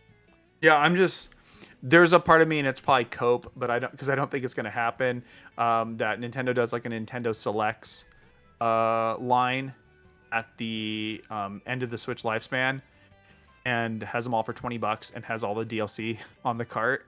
And so I'm holding out for maybe Smash and Mario Kart doing that. I doubt it. It's not going to happen, but Mario it would Kart 8 Extra Deluxe, Deluxe Ultimate. Yes, correct. But no, I mean, because like, they don't even have to add like another like title to it. They can just put it as all of the updates on the cart, or it comes with the season pass or whatever, and then I'd hop in. But it's hard, like especially if I already own the game, to get it. But I think the work that they're doing makes sense, because what was it like? It's over 50. It's like a third of Switch owners own it, right? It's like over 50 million now. 50 million, yeah, which is insane. But yeah, insane. What's because I think I mean, nobody's gonna beat it, but what's GTA 5 at, like 100 and something? Probably. I know it's like in the top 5 of best games sold of all time. Yeah, and so like that's been on 3 console generations and PC, and just on Switch alone, Mario Kart 8 has sold a third of the console owners own it, nearly more than a third, and so that's really impressive. And it sold, I think, like 14 or 15 on Wii U. It was like the best-selling title there. It was like 8 over there. Oh, was it? Yeah. So yeah, which is still good for a 14 million. No, yeah, you're right. Because 14 was, I forget how poorly that console sells sometimes. But no, it's incredibly impressive. I'm glad for those who care, if people are still playing it, and there's just more Mario Kart. It's excellent. It's solid. I think it's for me, 8 is a little too like clean. Safe.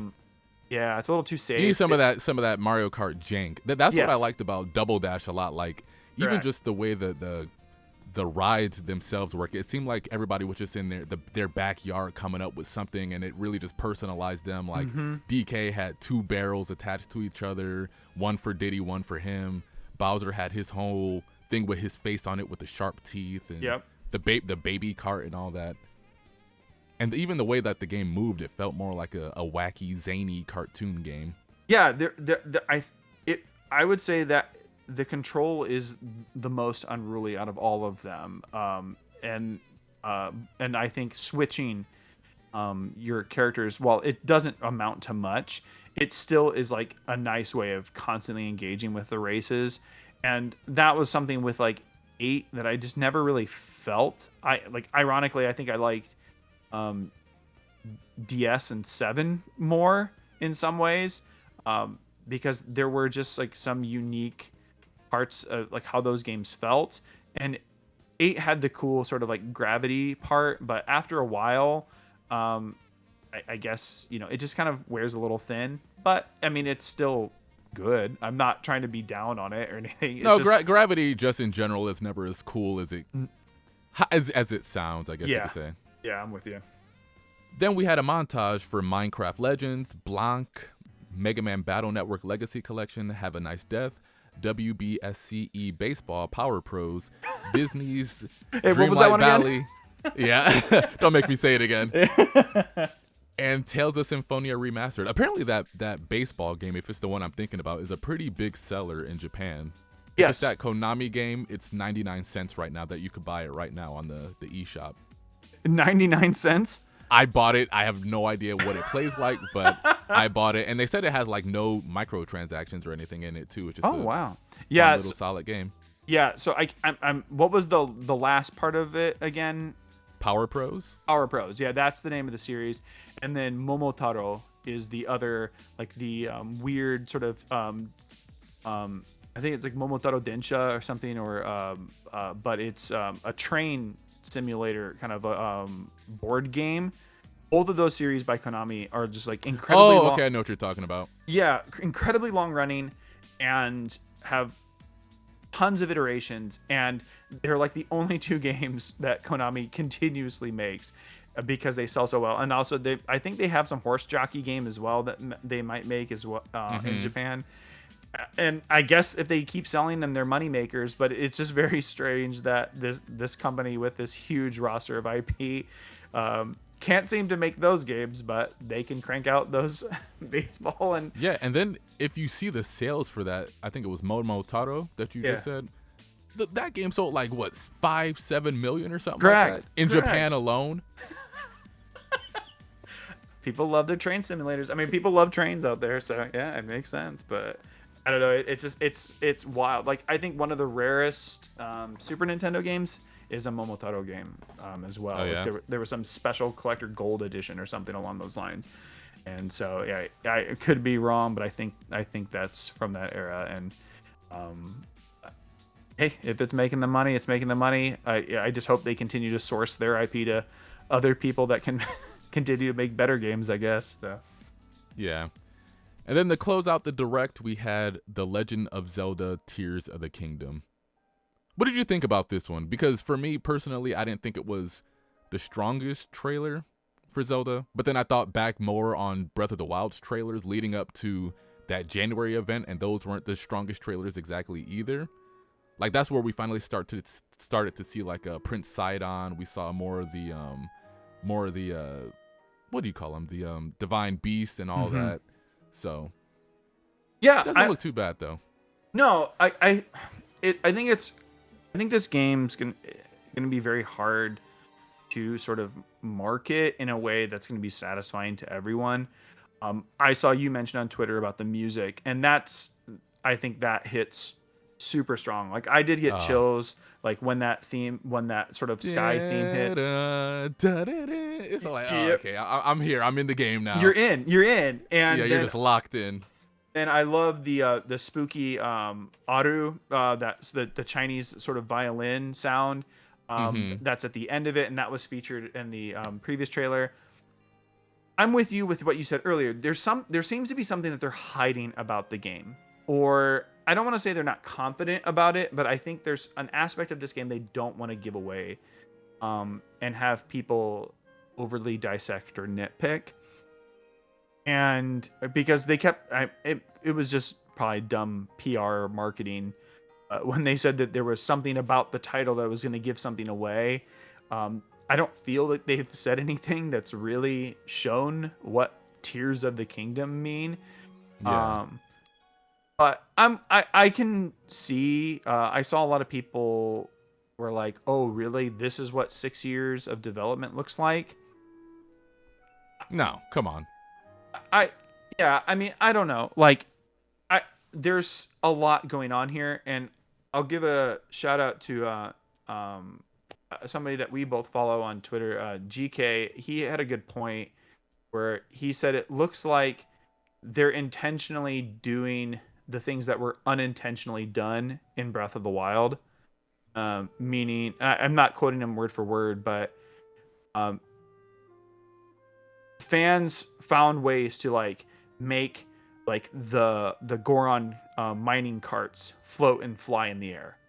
They found ways to use all these physics in interesting and dynamic ways. And I think that Aonuma and Yonebayashi and the team are looking at this as a project that's been successful in globally and in Japan and has a huge following still. I'm still seeing crazy gameplay of Breath of the Wild, doing just unique and hilarious things with the mechanics. And so there's a whole new way of traversal that's been introduced in this trailer that I think is going to be the main focus. Breath of the Wild was much more about, I think, taking your time. And if I had to guess, if I'm this game, I think is going to be more about doing fast and varied travel, whether vertically or like potentially underground. Yeah. And again, there's like a lot of questions I have about this game. Like, one, is this game going to have like the ability to restore your weapons, crafting, and just making them stronger? With all those vehicles, where did they come from? Yeah. Did they make it in it? Like, is there like some type of There's a rent-a-car. Yeah. Just like do we have a house or something like in this game to where he's just building these things in the back of his garage or something? Like, that's what I would really like this game to have, like a home aspect, because they dived into that a little bit in like what was it, Hateno Village? Yeah. The original game, like you could have a home and everything, but that was kind of where they left it. So I'm wondering if they expanded on that idea, so where you have a home but you can build new weapons, you can build rides to drive around and fly around, and maybe you can even like do some crop work, do some farming, get some health and vegetables and apples and bring those along in your adventure. There's a lot of things here that I have so many questions about.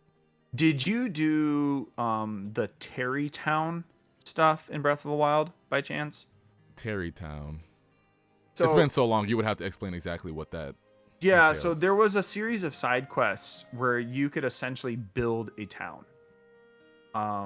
for like these people that like, so there was kind of like again, it's been a while too, so like there was like a lone farmer, and then you would just like find different people and bring them to the area, and then each time you would go back, there would be like a new building or a new shop, and then like you eventually culminated like where like somebody got like married, like you could find them to like one person was looking for like a husband. I think they got married there. Like I think it was like sounds so familiar. Yeah, but again, that was 2017. And correct. And so, but that goes off of like what you're talking about. I think you and I would really love that. It seems like they're going darker. I don't know, like to kind of set themselves apart from Breath of the Wild's tone, which, you know, can be a heavy game, but it's a bit more calm and tranquil for most of that experience. Yeah. And they may be trying to do like a Majora thing where they want to have like the edgelords, you know, battle between what's better. Oh, it's so dark and deep. I mean, I haven't attack them, my sons. It's like, all right, Ganon. So, but I'm with you. Like, I think if they would kind of explore with like that Terrytown stuff, that could make the game go on even more. And did you see what the file size potentially was at? It was 18 gigabytes. 18, yeah. And I think the first one was like around 13, which still blows my mind. Which may account for like the price hike. I doubt it, but it's possible that the cart is a bit more expensive to produce. From what I was told, majority of Switch games run on like a 16 gigabyte cart. Okay. And then I guess this is one of the very few ones that run on anything that's higher than that. I guess I don't get too much into the technical aspects of gaming. That stuff bores me. Whether it's, you know, Nvidia versus AMD, they were doing that whole thing leading up to the Switch. I don't really care, but that's what I've been hearing as far as the card space. Well, and that I think, and I could be wrong, but I think there was one game that did this before and was like $100. It was at launch. It was the Dragon Quest Heroes games. Yeah. Because it was like 1 and 2 on the same cart, and I think. Oh yeah. Mm-hmm. Yeah. So I think that one had used the highest capacity cart and was like fairly expensive at launch in Japan. I could be wrong, but if that's the precedent, if they're mostly using 16 gig carts and this is close to 19 gigs, that makes sense. And it would tell me then that this price hike, while I don't think it's justified because the game's going to sell like 10 million copies, it's understandable if there is restrictions on getting those chips or whatever it is that they're doing to construct the game. Yeah, I'm looking at Dragon Quest right now. Like the game is going for anywhere from 85 used to $115. So Yep. Yep. And that's happening with Switch games all over the place. Like yeah, right when a game like one I passed on because I had them both digitally was the Guacamelee 1 and 2 combo. I like those games. I like Drinkbox Studios. I think they're a good indie developer. But I was like, I beat them both digitally. I don't really need this. It's going for 70, 80, $100 now. And it was originally at $40. So I don't know. It's really tough to say like what is a price again, not to like completely redo this conversation, but the point let's get back into it. So $70 games. Yeah. Let's just say this is moving forward. They said it's going to be on a case-by-case basis. Yeah. I would assume this is like Zelda. I don't think they would want to risk it, but potentially Xenoblade Chronicles, depending on how ambitious the next title is. If it's Xenoblade X2 or something, Yeah. Smash Bros, Mario Kart, and potentially 3D Mario. How are you feeling? Bothered, but again, I don't know. Like the alternative is that we have a completely digital only marketplace, which I think the next console generation will probably be. I think there was a report that came out from a couple countries that the vast majority of copies, even for Nintendo games, are being bought digitally. Yeah, and they're even doing those little voucher programs as well to incentivize people to buy digitally. Correct.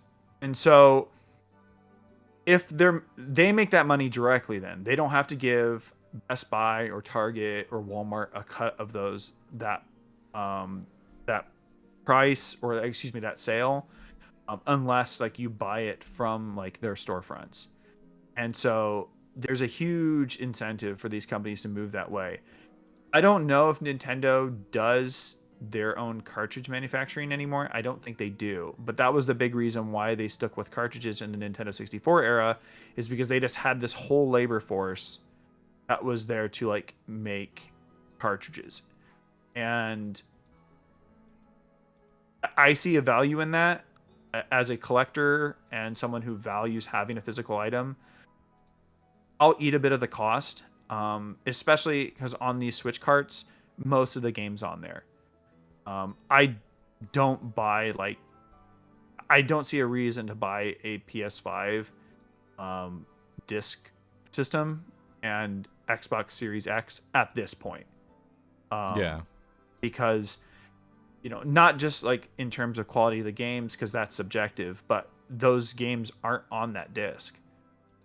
Every time I put in an Xbox game on my Xbox One X, it has a 50 gig update or whatever, depending on the size of the game. Yeah. So it's just like, what's the point? Like, why would I want to spend $70 on this thing that I have to wait like an hour to play when I get it, and I have to constantly update my console over and over and over again because the games have to stay online. So I can see the hit. Like I saw somebody say that in like Mexico or in other territories, the price hits even harder because their currency doesn't have as much buying power. Yeah, so Brazil too. Yeah, so I'm sympathetic to that. But as a physical collector, I want to ride this as long as possible before we inevitably go all digital. I think Nintendo will probably, their next console will still have physical media, but there's going to be a lot of pressure to move by investors to digital. What are your thoughts on all of that? I know I just gave a big rant there, but no, I'm against. You already know me. If it's not physical, it's very hard for me to even consider buying a game. But like you're seeing this now, even with like a lot of games as a service games that have been coming out. Like that's the new thing. Developers have been trying to, get money out of. Like, what's that game? Knockout City. That's going downline. You won't be able to. Well, I think there's going to be something to where you'll be able to play that. But a lot of these games as a service games are digital only games that'll just be wiped away from existence entirely. So I'm not really a fan of something like that. And as for pricing, again, it really just goes down to you have to prove to me that your game is $70. And for the most part, 95% of these developers haven't proven that. Yeah. Like if Cyberpunk was the game that we were promised when it was originally supposed to come out, I wouldn't like it, but I would get it. Yeah. If that was $70, I would totally understand. Something like the next Grand Theft Auto, I understand. Even this Zelda game, from what they've shown us or haven't shown us thus far, I would feel like Breath of the Wild is worth more than Tears of the Kingdom.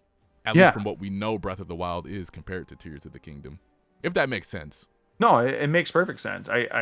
Because this kind of goes into what we talked about the last episode with like marketing. I don't know, like people, I don't like this idea that if it's not exactly what you want it to be, then that gives you the right to steal it or no, that's just clown behavior. I don't condone that whatsoever. Yeah, or that that it means that we shouldn't question it at all.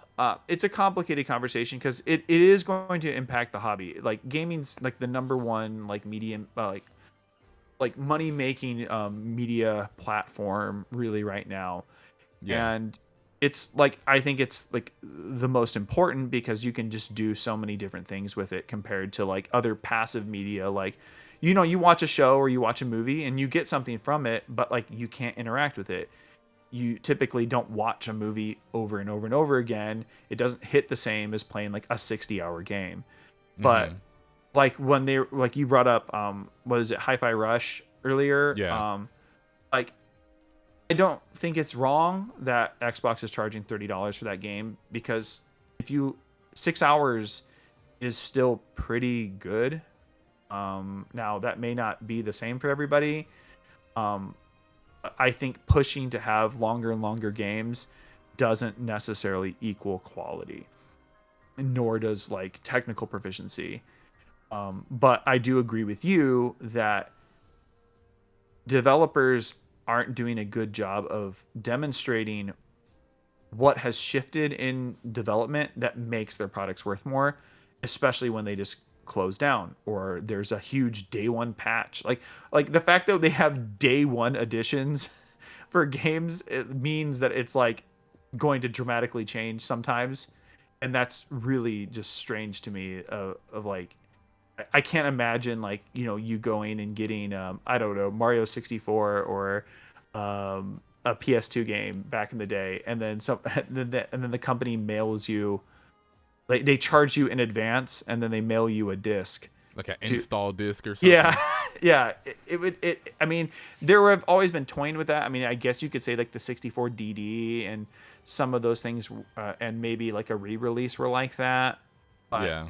This just feels different. And I'm with you.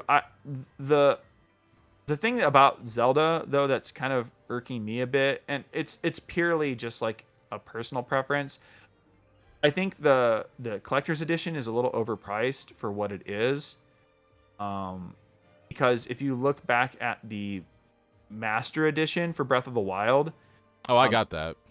Yeah, it was about the same price, and that came with a full statue. It came with a Switch carrying case. It came with a CD. It came with a map, a coin, and the game. And I understand that like steelbooks and art books have kind of become the new wave, but I don't know if it's Can I just say real quick, I think steelbooks are so lame. Yes, thank you. They really just mess up the uniform of my collection. I can't stand them. I do not I thought I was alone in this because it seems to be what everybody's going to. Are they cool? Sure. Like I have one that I got with Bloodstained. Oh, okay. Oh no, yeah, no, I didn't get the Bayonetta one, but I got one for like Bloodstained and a few other titles, and the artwork's beautiful on it, but I'm never gonna use it. Like, unless it can fit the game case in the cartridge, I don't understand the point of me taking out my game and then putting it in a different case. Like, it just does nothing for me. I would much rather have like a statue or some cool I don't know, like stickers. Yeah. No, well, no. I'm a big defender of stickers. Okay. No, but I thought like the Walmart or like all the pre-orders for the 3D All Stars collection were really cool. Because like depending on where you went, you either had stickers, you had magnets, or you had Was it a coin? yeah, coin. And so like that's something where that's a bit more tangible and something that's there. Are you gonna use it? No, but I mean, how many people are actually using steelbooks? I don't think a ton. They're just something else to put on your shelf. Which hey, if that's what you like, that's what you like. I just don't get the wave of it. The art books though, the I'm art all books, about those. yeah, art books are fantastic. Absolutely. Yeah, but the steelbooks to me are kind of like even more eyesores than Player's Choice games back in the day, like how you would have black labels and then just like a random green or yellow case sticking out. Because I have like the entire Xenoblade series, but my Xenoblade 2 is just a silver case that doesn't say anything on the spine. Yeah, exactly. But yeah, I can see that. I bought the collector's edition personally just because I'm a sucker for The Legend of Zelda, but just looking at it objectively, I can say that Breath of the Wild did offer a better deal and just offering altogether. Yeah, and I guess it's just the way the market shift. Like I can't. It's similarly to Octopath, like the yeah, like I have that collector's edition. That was so cool. Mine came a little broken, but like that whole pop-up display book is for each character is so cool. And now the one that's exclusive to the Square Enix store is just a bunch of busts, I guess, of the heads of the protagonists.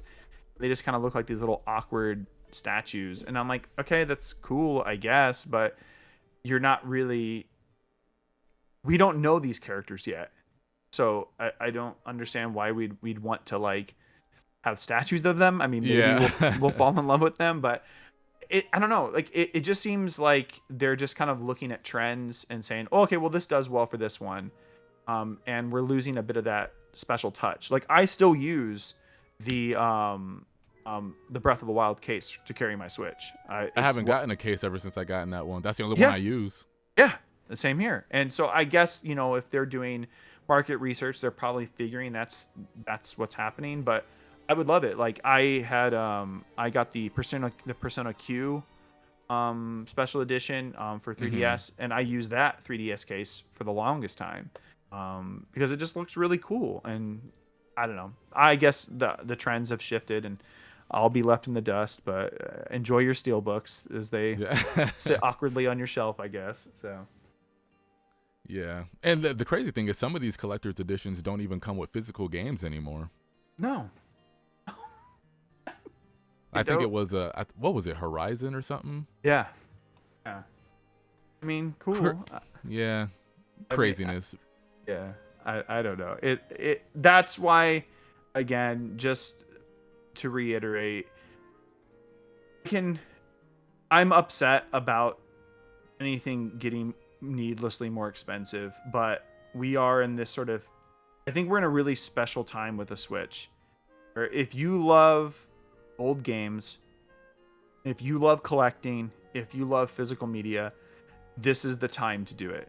Like, and I'm not saying this as like to scare people that like physical media is like permanently going away. I don't believe that, but the incentive is not there for game companies to take these risks anymore. And in a couple years, digital is just going to become so easy to do. And I think there's going to be a lot of pressure from up high to shift to that business model. And it's going to be only games as a service, or you'll get half of a game. I mean, like that's what like Apple Arcade did. Like Apple Arcade would release games in sections and things like that. So I don't know if it's going to work or not, but I don't see people getting upset with it. Hogwarts Legacy, everybody's playing that 4 days in advance before the release date because they bought digital versions early. Extra wasn't money. it like a digital deluxe version you had to buy or something? Correct. Like it wasn't even just a digital version. You had to go deluxe with that. Yep. Play it early. And so if that's worth it to you, that's worth it to you. But I would struggle very much to justify spending $90 on a game I don't own just to play it early. But Especially when there's so many other games out too, to where it's not like I'm just starving for a game that I'm willing to pay an extra $20-$30 to play it 5 days early. Yep. Absolutely. But overall, what would you say this was? Would you say this was a good direct, interesting, bad? What are you thinking? Well, it led us to about an hour and a half conversation. So it did. But I would give this a 9 out of 10. It hit all the marks. It satisfied, I think, all of the core audiences. And the only thing I would say that maybe held it back a little bit is just, again, being a little vague of what Zelda is, having this conversation about price and all of this other stuff. I think it was kind of scummy for them to have the pre-orders up and then take them down the day before. But again, the game had not technically, been fully revealed. So who knows? But I'm getting a majority of these games, so 9 out of 10 for me. But how did you feel?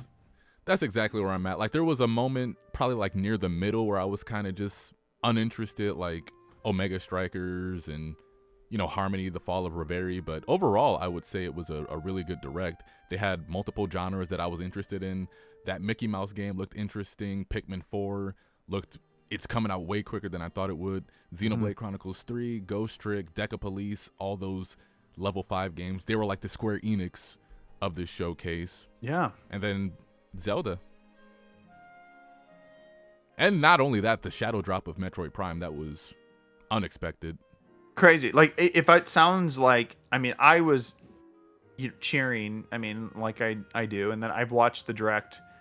Probably I do this every time. It's not just this one, but I watch reactions and reviews. So I probably watched the direct already like 10 times. Oh yeah, no. Yeah. I've been to Rogers Base channels, Player Essence, Easy Allies, everybody. Yep. I've watched all of them too. Cause that's, I think, a fun thing that the direct does. And I know we're kind of closing out, but like, that's something I saw an article about, and everything's clickbait now. Someone was saying, like, we need to change the direct form. It needs to be different. This is tired. And I'm like, there's no other presentation like this.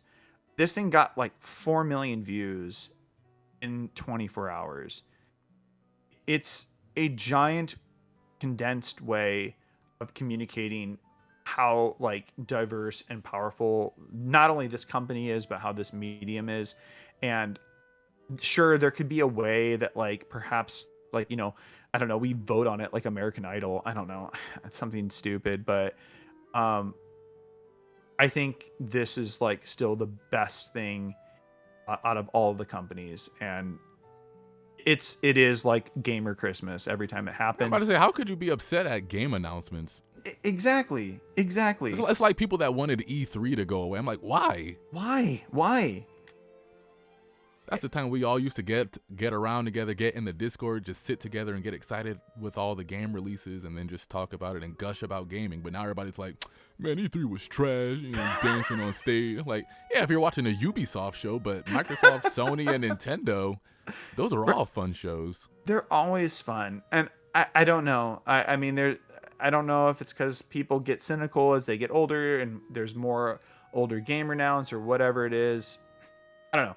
I'm constantly having fun, and Nintendo is like the only company in gaming right now that consistently, like, I think brings joy and like brings me experiences that make me legitimately like engaged and have fun. And that's something that I think is incredibly valuable right now. So yeah, I'm a little confused by people that are upset about it, but I can't think of anything they could be doing better in terms of marketing. So I'm looking forward to the rest of this year. This is only the first half of the year. Yeah, that's the crazy part too. It's crazy. It's crazy, man. Well, that was another episode of IO Nintendo. Thanks for coming in with me again, Zach. I appreciate it, man. Thank you. No problem. Episode 3, we will see you guys next time at the beginning of March. Yeah, probably around that time. Give us some time to play Kirby and Octopath a bit, so hopefully get through Yeah. Fire Emblem. Finish up Fire Emblem, play some Bayonetta. Oh, wait, no, Bayonetta is near the end. Play Yeah. some Kirby, Tales of Symphonia potentially, Metroid Prime. A lot of fun stuff. Until next time, everybody, we'll catch you later.